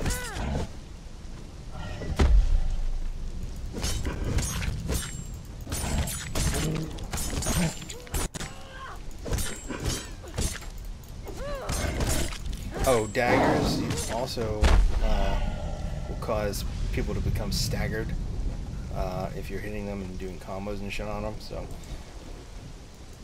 gonna chop this guy's head off, chop his head off. If I were to use a cleaver, I get a lot of meat. If I were to use a pick,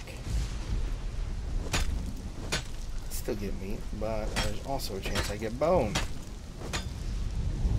And if I were to use the skinning knife,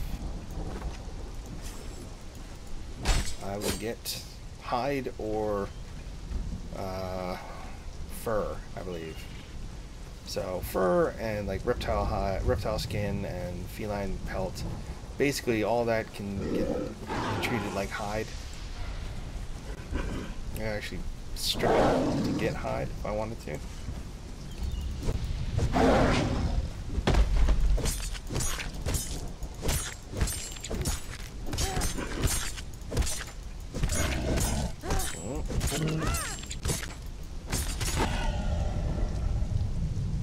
So that guy was pretty much stunned the entire time I was attacking him.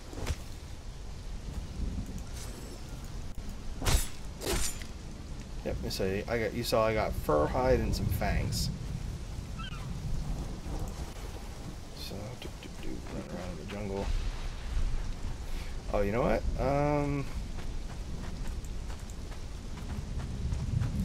Let's go someplace. Let's actually I can just show you around the Forgotten City if you want, but honestly, it's visually super cool, but content-wise, there's not a lot over here.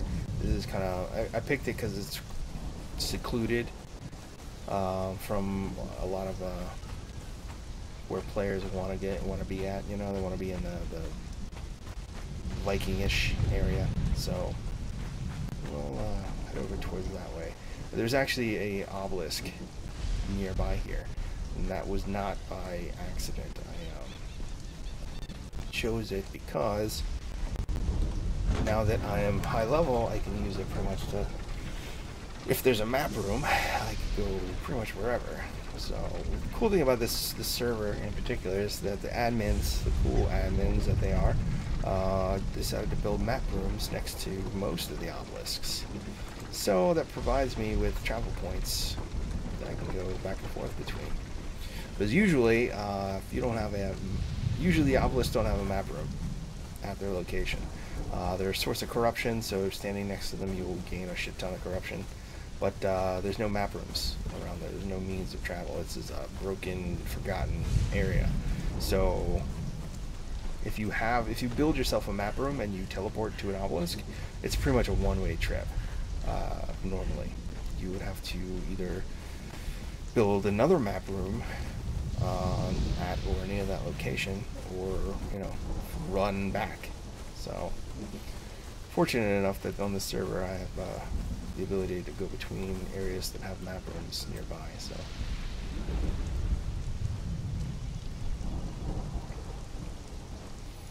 he's climbing up this thing, this tree. Oh, these trees are super cool. They're oh shit, I fell. I had to recover. You can recover by holding spacebar as you're falling to grab on, and the momentum you saw kind of just you slide down. But give me a second. Okay, so this tree, you can actually build on this tree if you wanted to. There are certain super trees, like big ass trees, that you're able to build on. Like this is a root, so you could actually build on here if you wanted to. You could build a treehouse base. I have a friend named Chaos. He actually has a secondary base in the jungle, and he is building a treehouse base, and it's really cool looking. So you can pretty much build on anything that has a surface, that buildable surface, like either on the ground or on a wall, like a cliff. So you can build anywhere, you can build anything, you can build a ton of shapes. You can build circular, you could do, as you can see here, you have triangle shaped wedges, as well as the squares. You can combine the squares and the triangles to create circular structures, angled roofs. This is the obelisk, or one of the obelisks I was telling you about. This pink mist that surrounds it is corruption. So if I were to go, well, I'm actually gaining corruption right now just by standing here. You can see I don't know if you can tell just by the amount of time that it's been, but my overall health and stamina has been decreased a little bit. So I would stand next to Luba here. She would be draining my corruption until it's gone, as it already is. Here's the map room. This is the map room is the super cool as far as aesthetics. Gives you the whole map of the exiled lands. Each little pedestal here will tell you, it'll shine a light on the obelisk it's tied to. So if I were to go here and hit that, I would teleport to that obelisk. Same here. This one right here, this location, is actually where we are currently. If I were to swing around, this up here would teleport me into the Icelands. This I'm not attuned yet because I believe that obelisk is up in the volcano. But I think I'm attuned to everything else. This is another area in the Icelands next to the volcano. And then here's the Mountains of the Dead and the swamp. This one right here is in the Unnamed City, which is an abandoned, like, demon undead city. And then just, various other places around the desert. So, what do I want to show you? Let's go here, actually.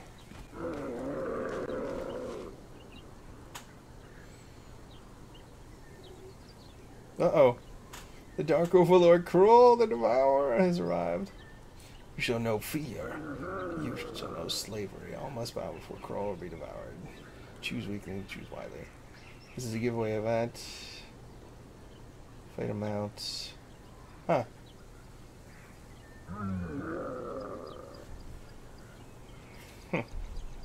Interesting. Gatherbots doing some crazy shit. Oh, fuck me. There's a panther right here. Hi, Mr. Panther. I almost got killed by you just standing there not paying attention. I'm here looking at my chat.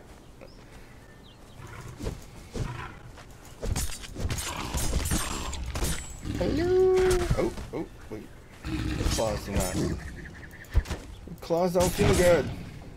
I don't like you, Mr. Panther. There we go. Alright, so now that he's dead, let's go. That's the sound of frost giants. I'm gonna teleport up this way.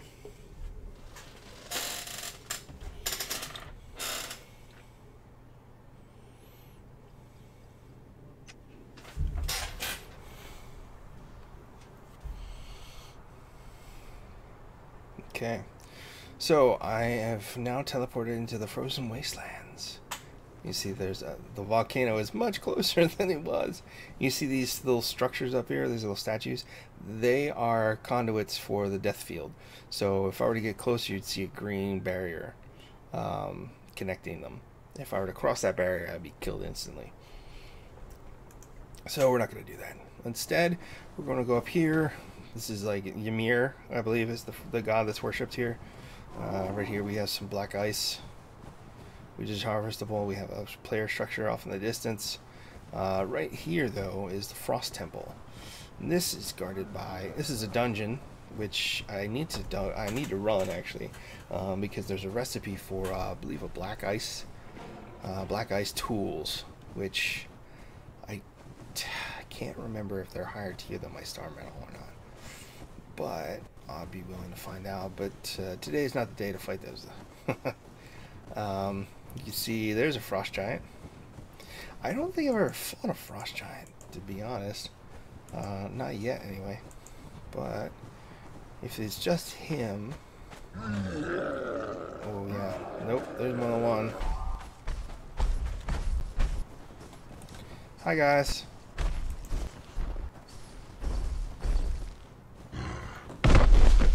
Hello.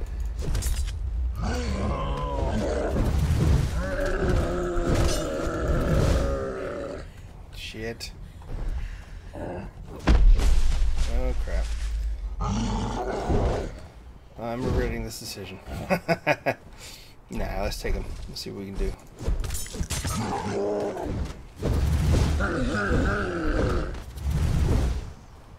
Alright. Got some agility with that thing. Oh. Whew.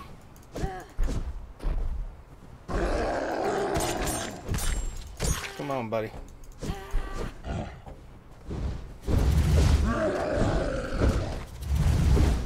Oh, he knocked me down. Fuck you.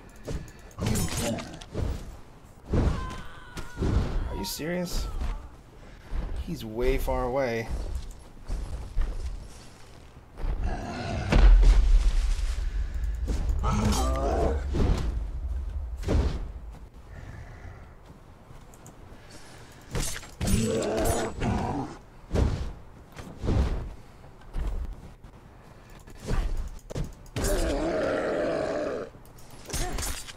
Come on, get some.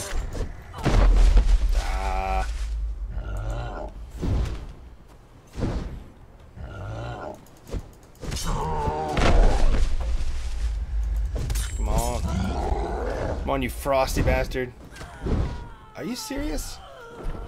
I was kind of walked into that, I guess.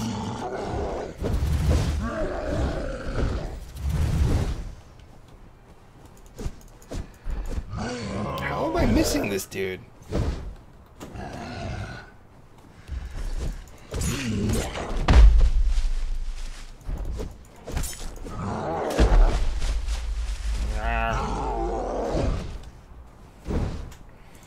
We're doing pretty good, I think.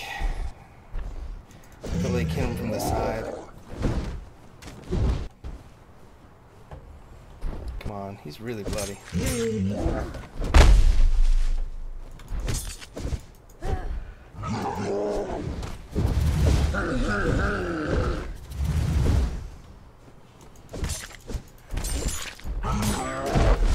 Ah, come on. I would dodge that. He's almost dead. We got him on the ropes.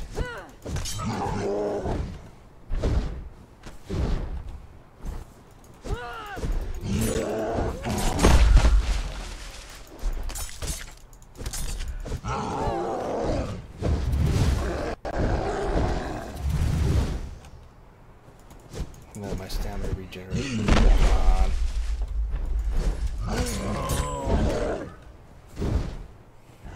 Oh, he's almost dead. Yep, he's totally dead now. Alright, so what did he drop? Ooh, he dropped steel reinforcements. Sweet. Steel bar, some silver dust, and some shitty rock. Some shitty stone. I wonder what happens if I were to take his head. No? Ooh, thick hide. Shit, yeah.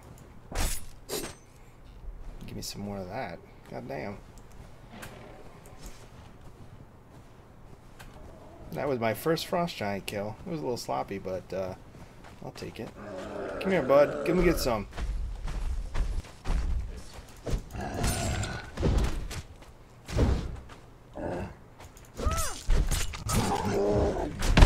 Shit.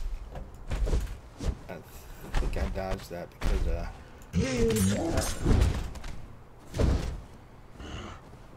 currently I'm very cold. That doesn't really do much for me, but if I were to get extremely cold, I'd be rapidly losing health over time. So the idea is to not get extremely cold or extremely hot, because extremely cold means you're gonna get frostbite, and that's, like I said, damage over time until you're dead. And then the other side of the coin would be heat stroke if you're very, very extremely hot.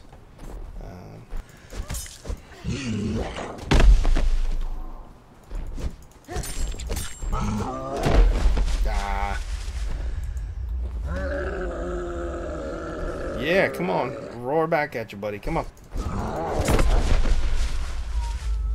You saw me roll. You saw me dodge. You guys know the truth.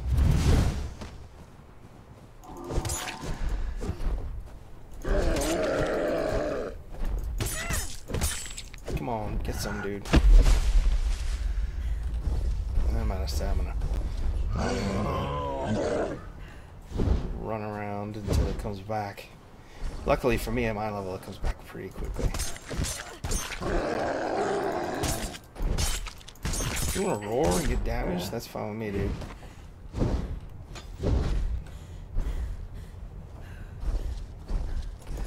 Want some? Get some! Come on, dude. He's almost dead. He's almost dead.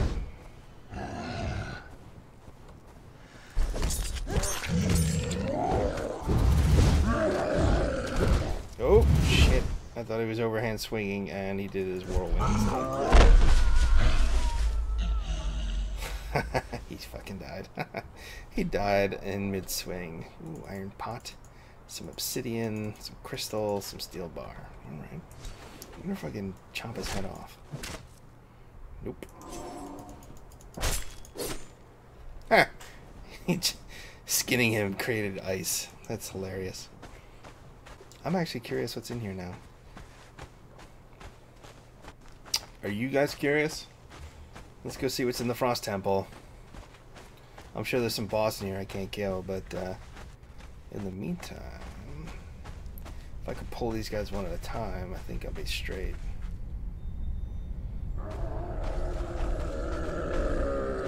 Come on, dude. Come up here. Come into my parlor.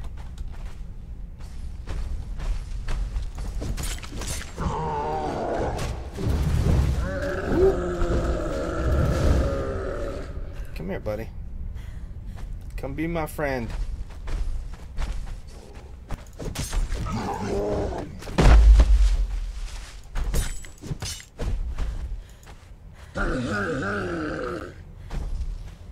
Oh, I see what's going on.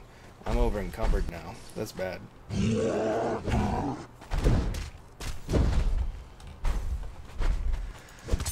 wondering why my shit took forever. I'm wondering why my stamina took forever to come back.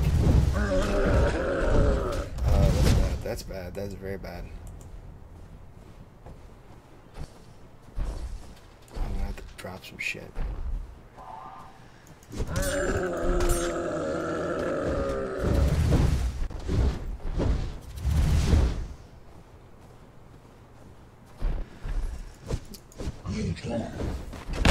think I'm gonna have to kill him as is, and then manage my inventory once I, whew.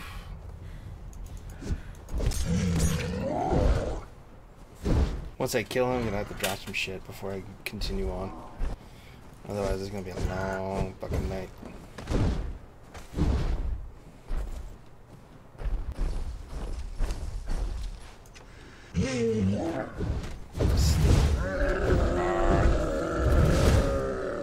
Crap.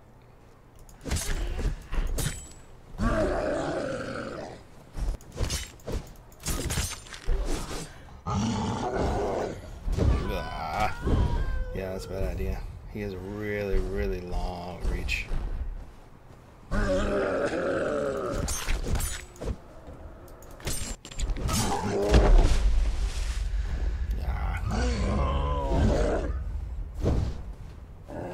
Come on, big boy.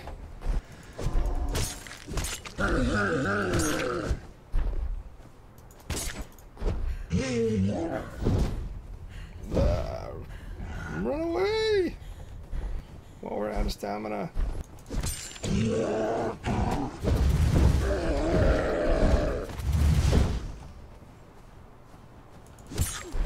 Oh, big little bastard. Yes, roar. Just roar. Waste your own time and energy. Crap.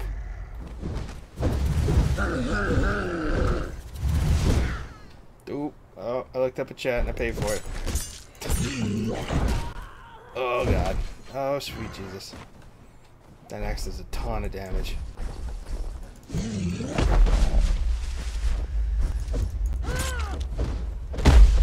Oh god. I almost walked into that shit. Oh, you're almost dead. You're almost dead. Son of a bitch.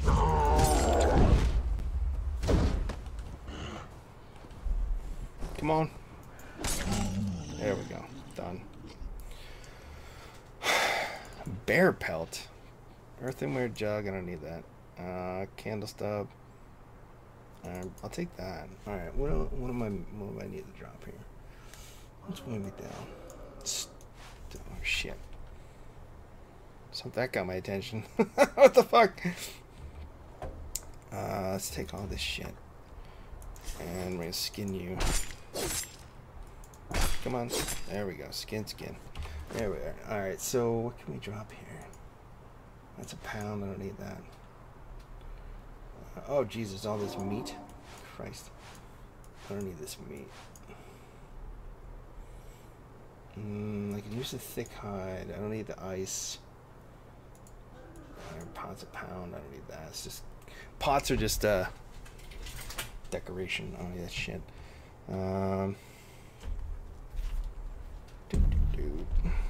Sure that's good. Yep, that's good. Let's see. Nope, feral flesh. Definitely don't need that. You can see my weight's coming down almost there. Let's get rid of the normal hide. I don't need that. I don't need the bone either. Putrid flesh. Definitely don't need that. It's a giant fucking bag of loot. Alright, so I'm down to 94%. Oh yeah, let's get rid of the putrid meat. What else did I need? I'm getting low on food, which is not great.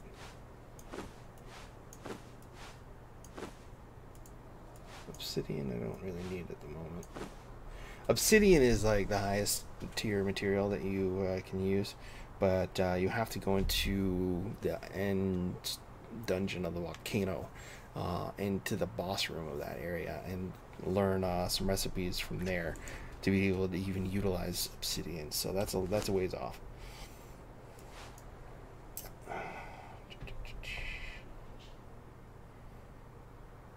Okay. That weighs 8 pounds? Fuck that. No way. Bye-bye. Yeah, that thing weighs... Oh my god, I have my wheels of pain here. Shit, I forgot. I have my wheels of pain on me. Jesus Christ. I had 2 extra wheels of pain that I was going to use in external thrall camps. And I completely forgot I still had them, and they both weigh 25 pounds.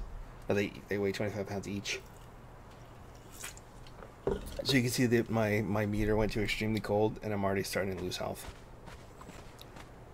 It will be going down faster, if not for my health regen. So currently, it's actually not really affecting me. Oh fuck me! I have frostbite now. Shit. How do you get fucking frostbite? Come here, giant.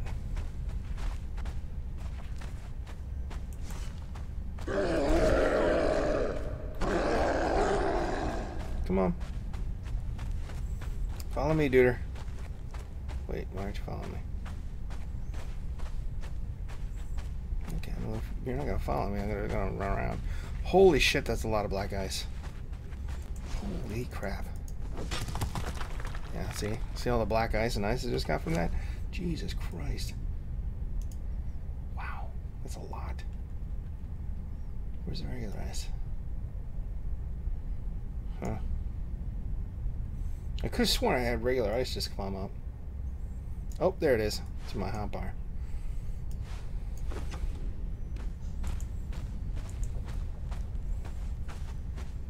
Yeah, that's a shit ton of black ice. Wow.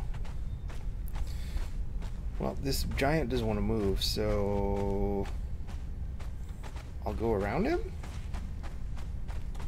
He's not gonna... Holy shit, who the fuck is that? Who is that? What are you? Oh, Jesus. You want to hurt me? Oh, so do you. Ooh, we're gonna run past you. Goodbye. Wow, okay. Wow. Oh, Jesus Christ! Oh my god, this scared the shit out of me. Woo, I got shook. Alright, this is not the place I want to be at the moment. So I'm gonna have to come back.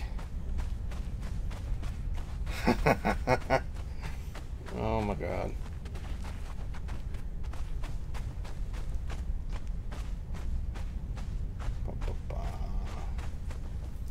Yeah, and I have this set together bot set to every 10 minutes, but Jesus Christ. Might have to tweak him a little bit. So how's your night going, guys? Hope you're doing well. It's almost Sunday. Weekend's halfway over. Pain in my butt. I hate when the weekend's over, don't you? Alright. It's fucking giants, man. Oh, they're scary as fuck. Anyway, let's go back this way. I have some corruption I need the dancers to get rid of. There's a map room over here. See it up ahead. There's Luba. Admins put it. We're kind enough to put a dancer at these map rooms. So, our normal servers do not expect this. Not the norm. Alright, corruption's gone. Okay, so this area is actually known for star metal to fall. And when I mean fall, I mean it comes out of the fall, it drops out of the sky.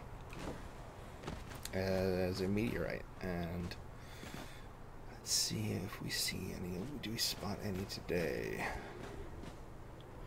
It would look to be like a pretty mid-sized rock, almost like that size, but it would be there would be smoke emanating from it. So I don't see any right now. We'll go down and look.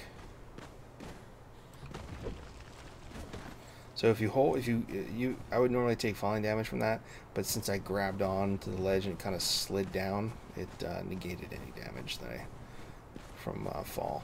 So if you're falling like that and you're near a wall, grab on for dear life and just slide down. You can actually kind of like rappel yourself down that way. It's useful. Because of my perks, I'm able to kind of exist down here without taking any damage due to the temperature. Normally this would not, you know, I would not be able to do this unless I had the perks that I have. So, yep, you can see the volcano here, very magma-y. I'm trying to see if there's any star metal. I don't see any. Doesn't mean there's not any. Sometimes they're up here on the mountainside. You see there's various ice shards protruding. I don't see any.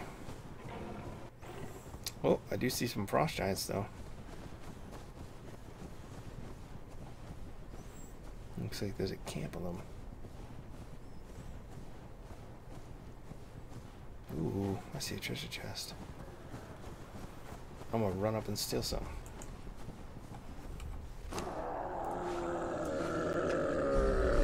Nope, no I won't.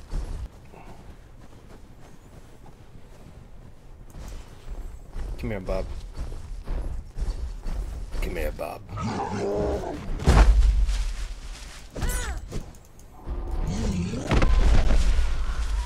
what the shit? Well, apparently he caught my dodge. The game just didn't agree with him, I guess.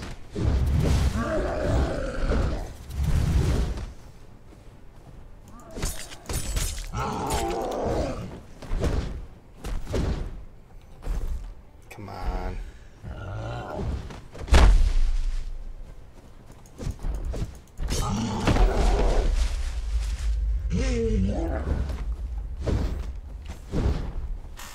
Since these guys are so tall, it becomes kind of like to fight.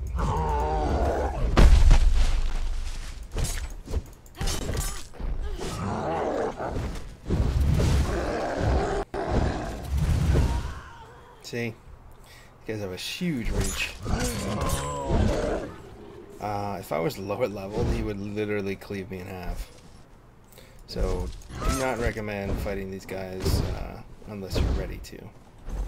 If you're not ready, you see these guys coming after you, you aggro, just run. Run for your life.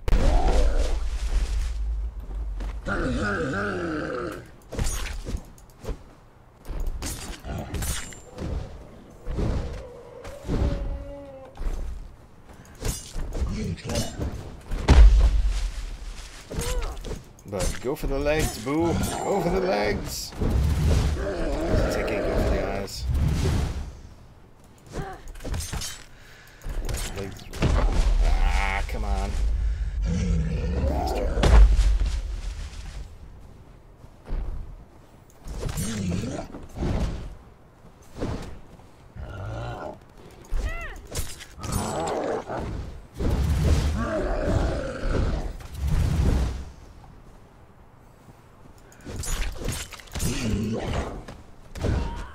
God damn it.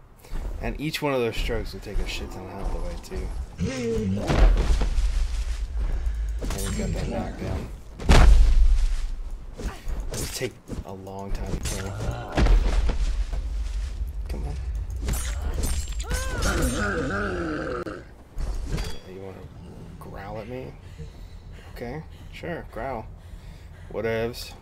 Let's take all your shit.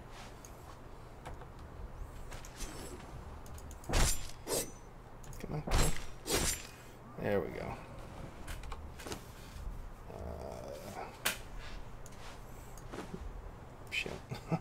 put an empty water skin there. Ah, you're no better. There we go. Alright, what do I gotta get rid of? It's not gonna do much. You know what? I'll just head back to base since I have all this shit I gotta unload. I need to offload these wheels of pain. What's going on, peoples? How are we doing today, huh? Playing Conan Exiles. Currently palling around in the icy wasteland. I'm up in this area now. We were over in this area where my base is. Excuse me. We took a obelisk via map room. Used some teleportation magic to get us over here. Teleported us right there. Boom. Using... Where is it? There it is. Map room. Boom.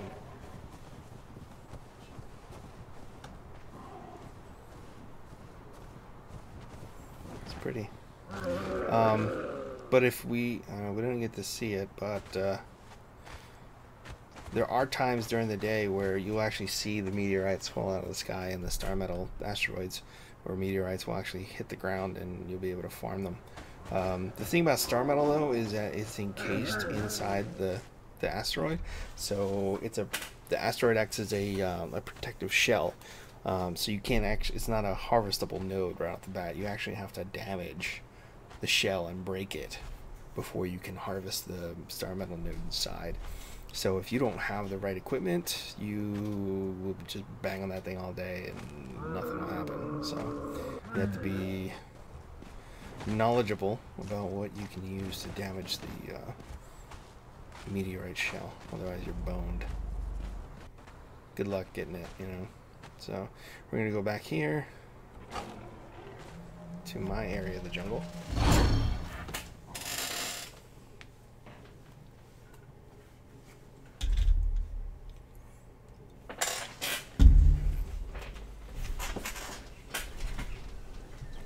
Currently playing on a unofficial server, a private server. The Untamed community. Very cool people. I highly recommend this server. This is a PvE server. Currently 20-ish, 25 people online. It's very active. A lot of fun, really sociable people. I've known them for a long time. And highly recommend this game. The game was not fun to begin with a year ago on early access, but the devs heard a lot of feedback from the players. They changed everything. They revamped the entire combat system, and actually everything works now, and it's a ton of fun.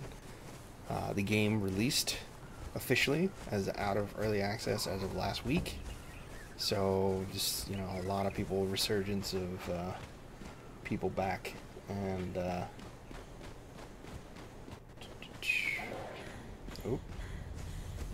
back and playing and kind of rediscovering what it is to play this game and all the new features and whatnot. So it's a cool game. Really enjoy it.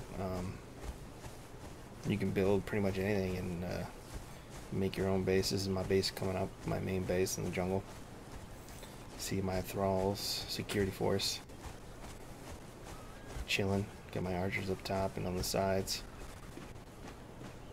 Got a little this is kind of just makeshift right now. I haven't really filled it up yet, but you can see that's the only entrance in from this height. Everything else is unreachable because it's up in the air.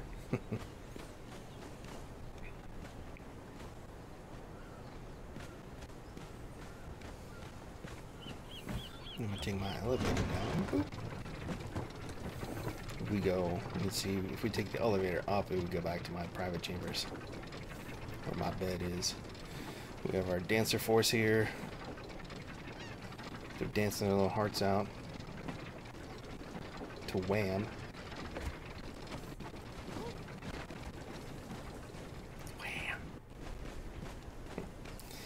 We got my other security force here. This is the only other entrance into my base.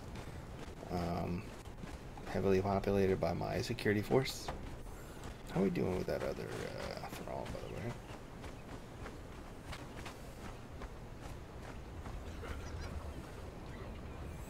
She's about a third of the way done. Okay. It's not too bad for what, like, I don't know, an hour. Not terrible. Normally, though, like, put the name thrall on there, you got Gruel, it's going to take like 24 hours to break that thrall. Or 15 hours. That's craziness. I will, there we go. I'm going to put these on here, and instantly you see, boom, my weight is significantly reduced.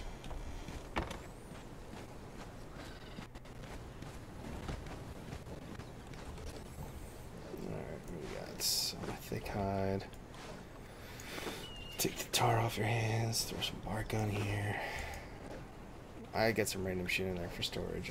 The stone and the feather and the wood doesn't need to go in here. I'll actually get rid of it. I threw that shit on here just because I needed to offload some shit, you know. And I have this one.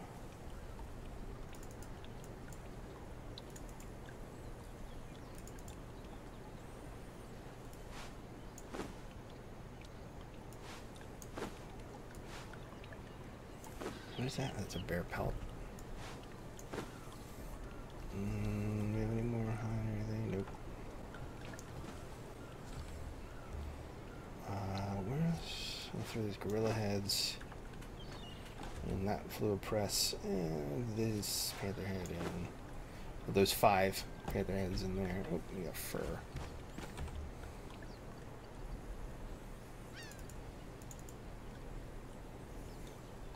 Let's see.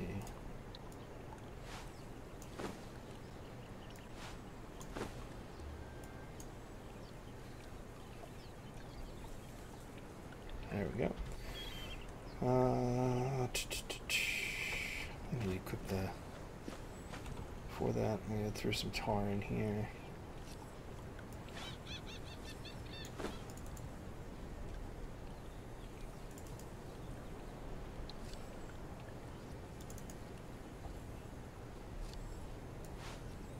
Just thinking about where everything is. Oh, I'll throw these fangs in the grinder. Boom. There's some rocks in there to make some salt. Why not?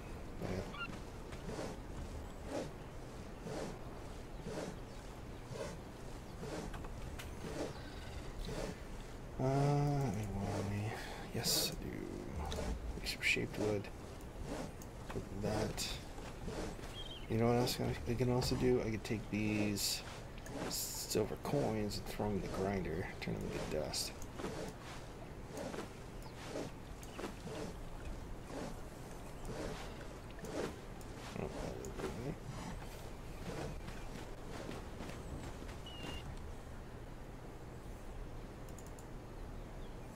Glass I can use to make, you grind crystal, or you smelt crystal into glass, and then you can put glass mold in with glass to create a glass flask. And you can use those for potion making.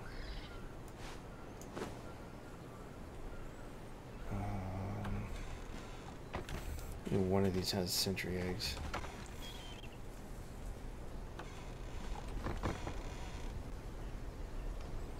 There we go. I want to put like with like. Don't like throwing in shit that you know, could be consolidated elsewhere. You know what I mean?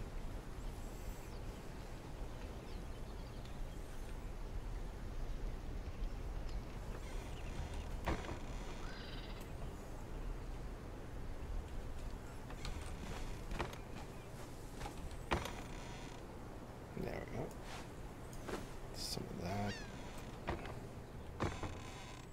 I just saw grease orbs. There we go, grease orbs. It's like a grease spell. You just throw it and it's slippery for the footing for whoever you're going up against. So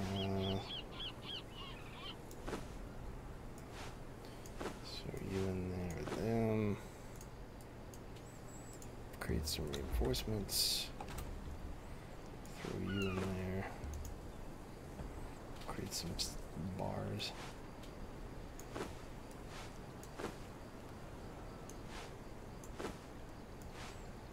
Black ice will be useful in creating star metal bars, which I have here.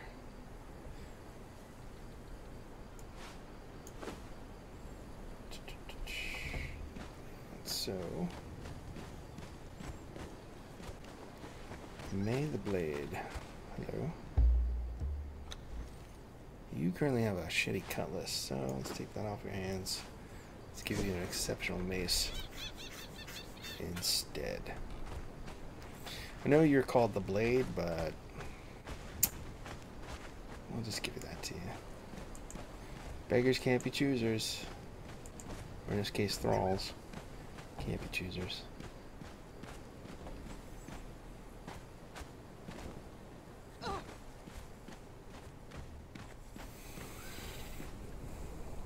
Nope. Oh, we got some glowing essence. Just stack you over there. Let's see what else.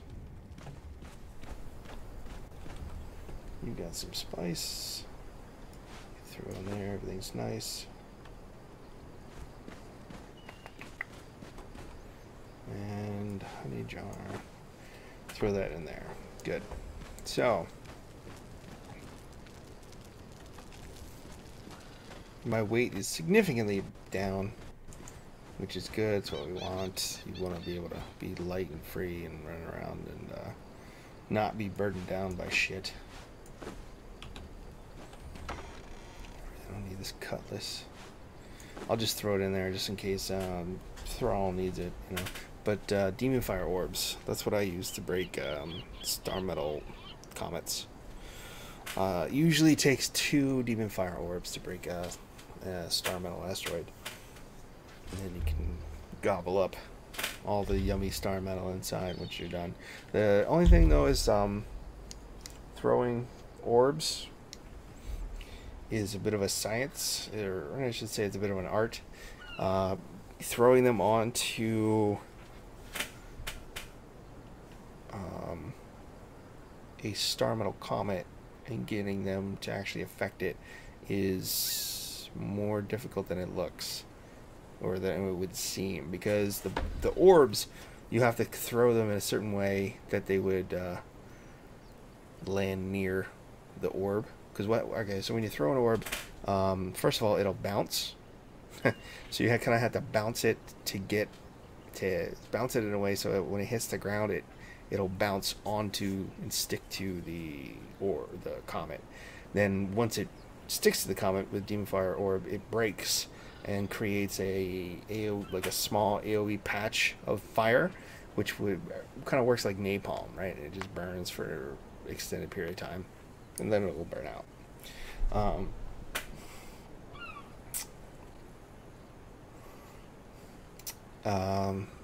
You have to do that twice, so you could waste a number of orbs trying to find the right spot in which to hit it. So it takes some practice to get the hang of.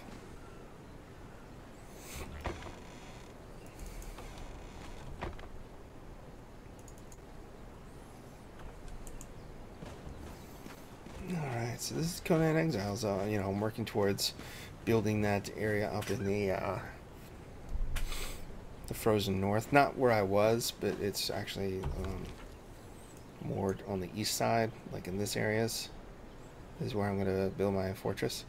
But I was over here, actually, these 2 spots specifically.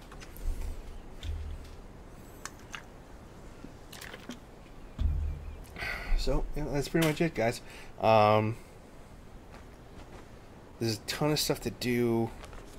You can depends on what you want to do, right? If you want to build, you can either take existing structures here and improve them and kind of like do your own thing, like what I did. You can just fresh build whatever you want anywhere. You can pretty much build whatever. You can build you can build a village if you want, you know, like a bunch of small buildings and kind of like do your own thing.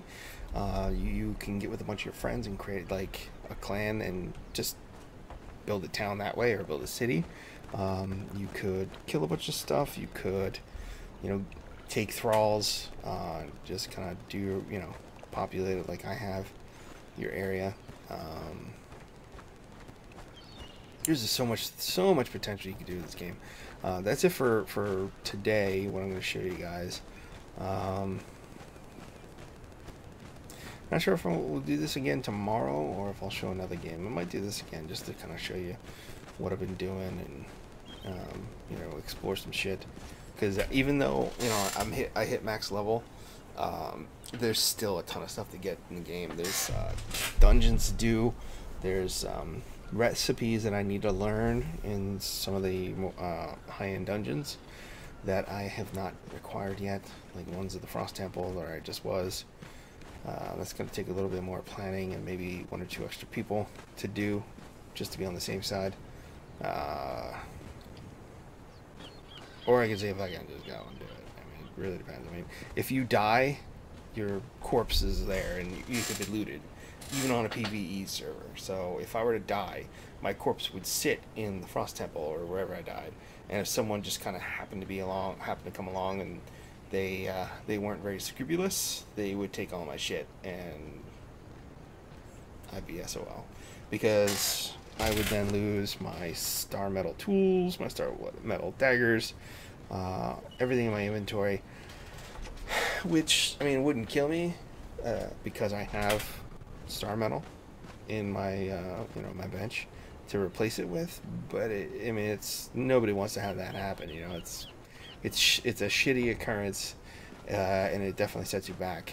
It could be a lot, could be a little, depending on, you know, where you're at in the game. But definitely not fun. And in PvP, it's even worse. Like PvP is truly hardcore. PvP I used to do. I really don't do it anymore because all bets are off. You know, you come across somebody, you can fuck them up. You know, you can kill them, take their shit. You can if you find their house, you can break it down if you have the right tools. Again, take their shit. You can kill their thralls, raid their base, set them back to day 0. You know, it's, you know, it can get, for anybody who's played on Ark or Rust or any of those games, it's the same deal. When you get raided, you're fucked. You know, PvP, the name of the game for PvP servers is you hide.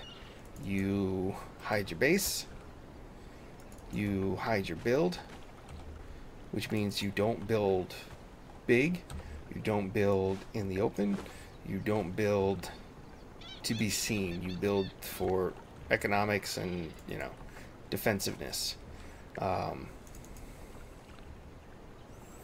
You would preferably build in the spot where no one can find you or see you from just, you know, from the ground or whatever. But if you can't,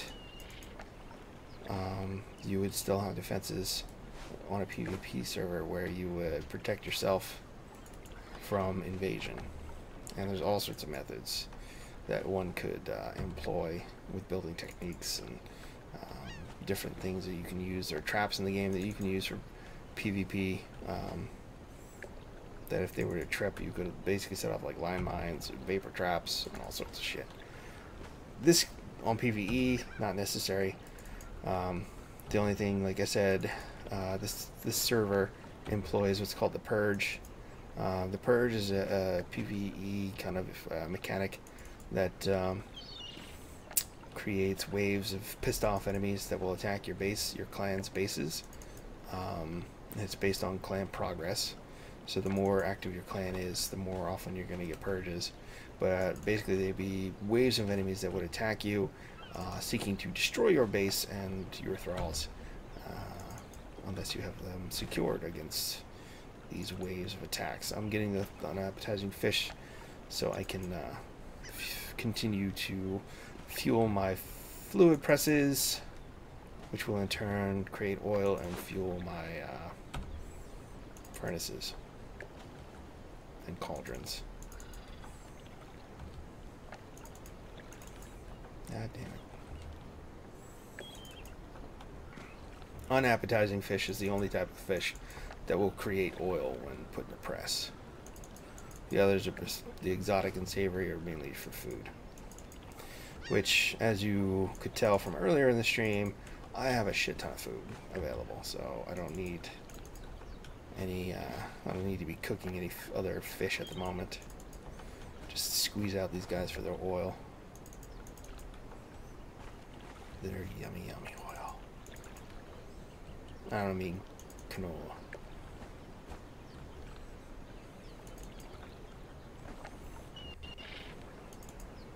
As I said, the unappetizing shrimp, the shellfish, they don't produce oil. They produce ichor, and they only produce ichor when they're cooked as a byproduct.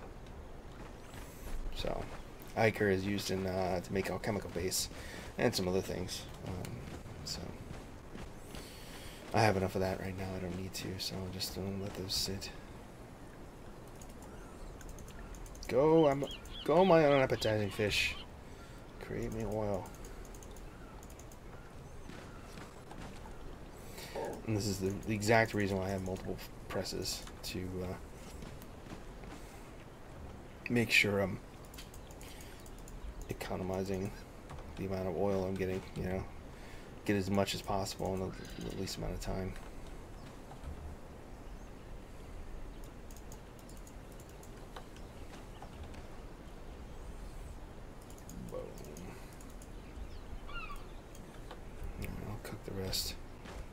I'll cook these exotic fishies. Next time I'll actually gather bond. I'll make him go every like 20 minutes or every 30 minutes or some shit.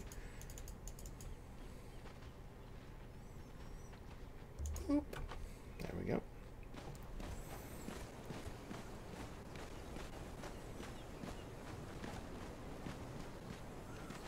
Cool. Alright, well, that's going to do it for me. It's getting kind of late. I'll wrap it up. But I'll be back again tomorrow with some Conan Exiles.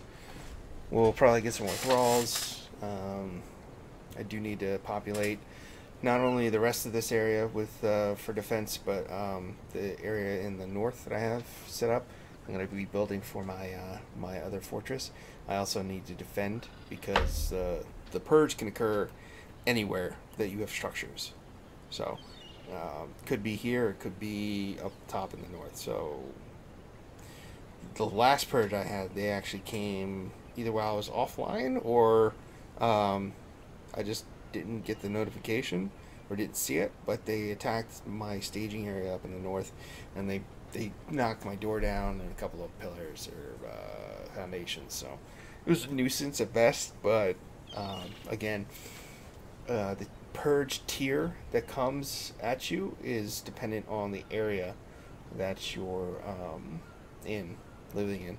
So the snowy area, I believe, is like tier 3 and 4. So they're skeletons. So there were some structure damage and structure destructions. So like I said, it wasn't that big of a deal. But next purge, hopefully, we'll be over here and then we can whoop some ass. It'd be cool to watch. But thanks everybody for coming out and hanging. I appreciate you guys as always. Thank you so much. And I will see you next time, okay? And I apologize again about the technical difficulties earlier today at the beginning of the stream. I took care of it, so thanks to Piney Druid for helping me pointing that out to me. Otherwise, I would have went the whole fucking stream without any sound from me. So, alright guys, you have a great, I can speak today. You guys have yourself a great night, okay? Enjoy your rest of your weekend. Alright, I'll see you tomorrow night. Let's throw some credits on here, huh?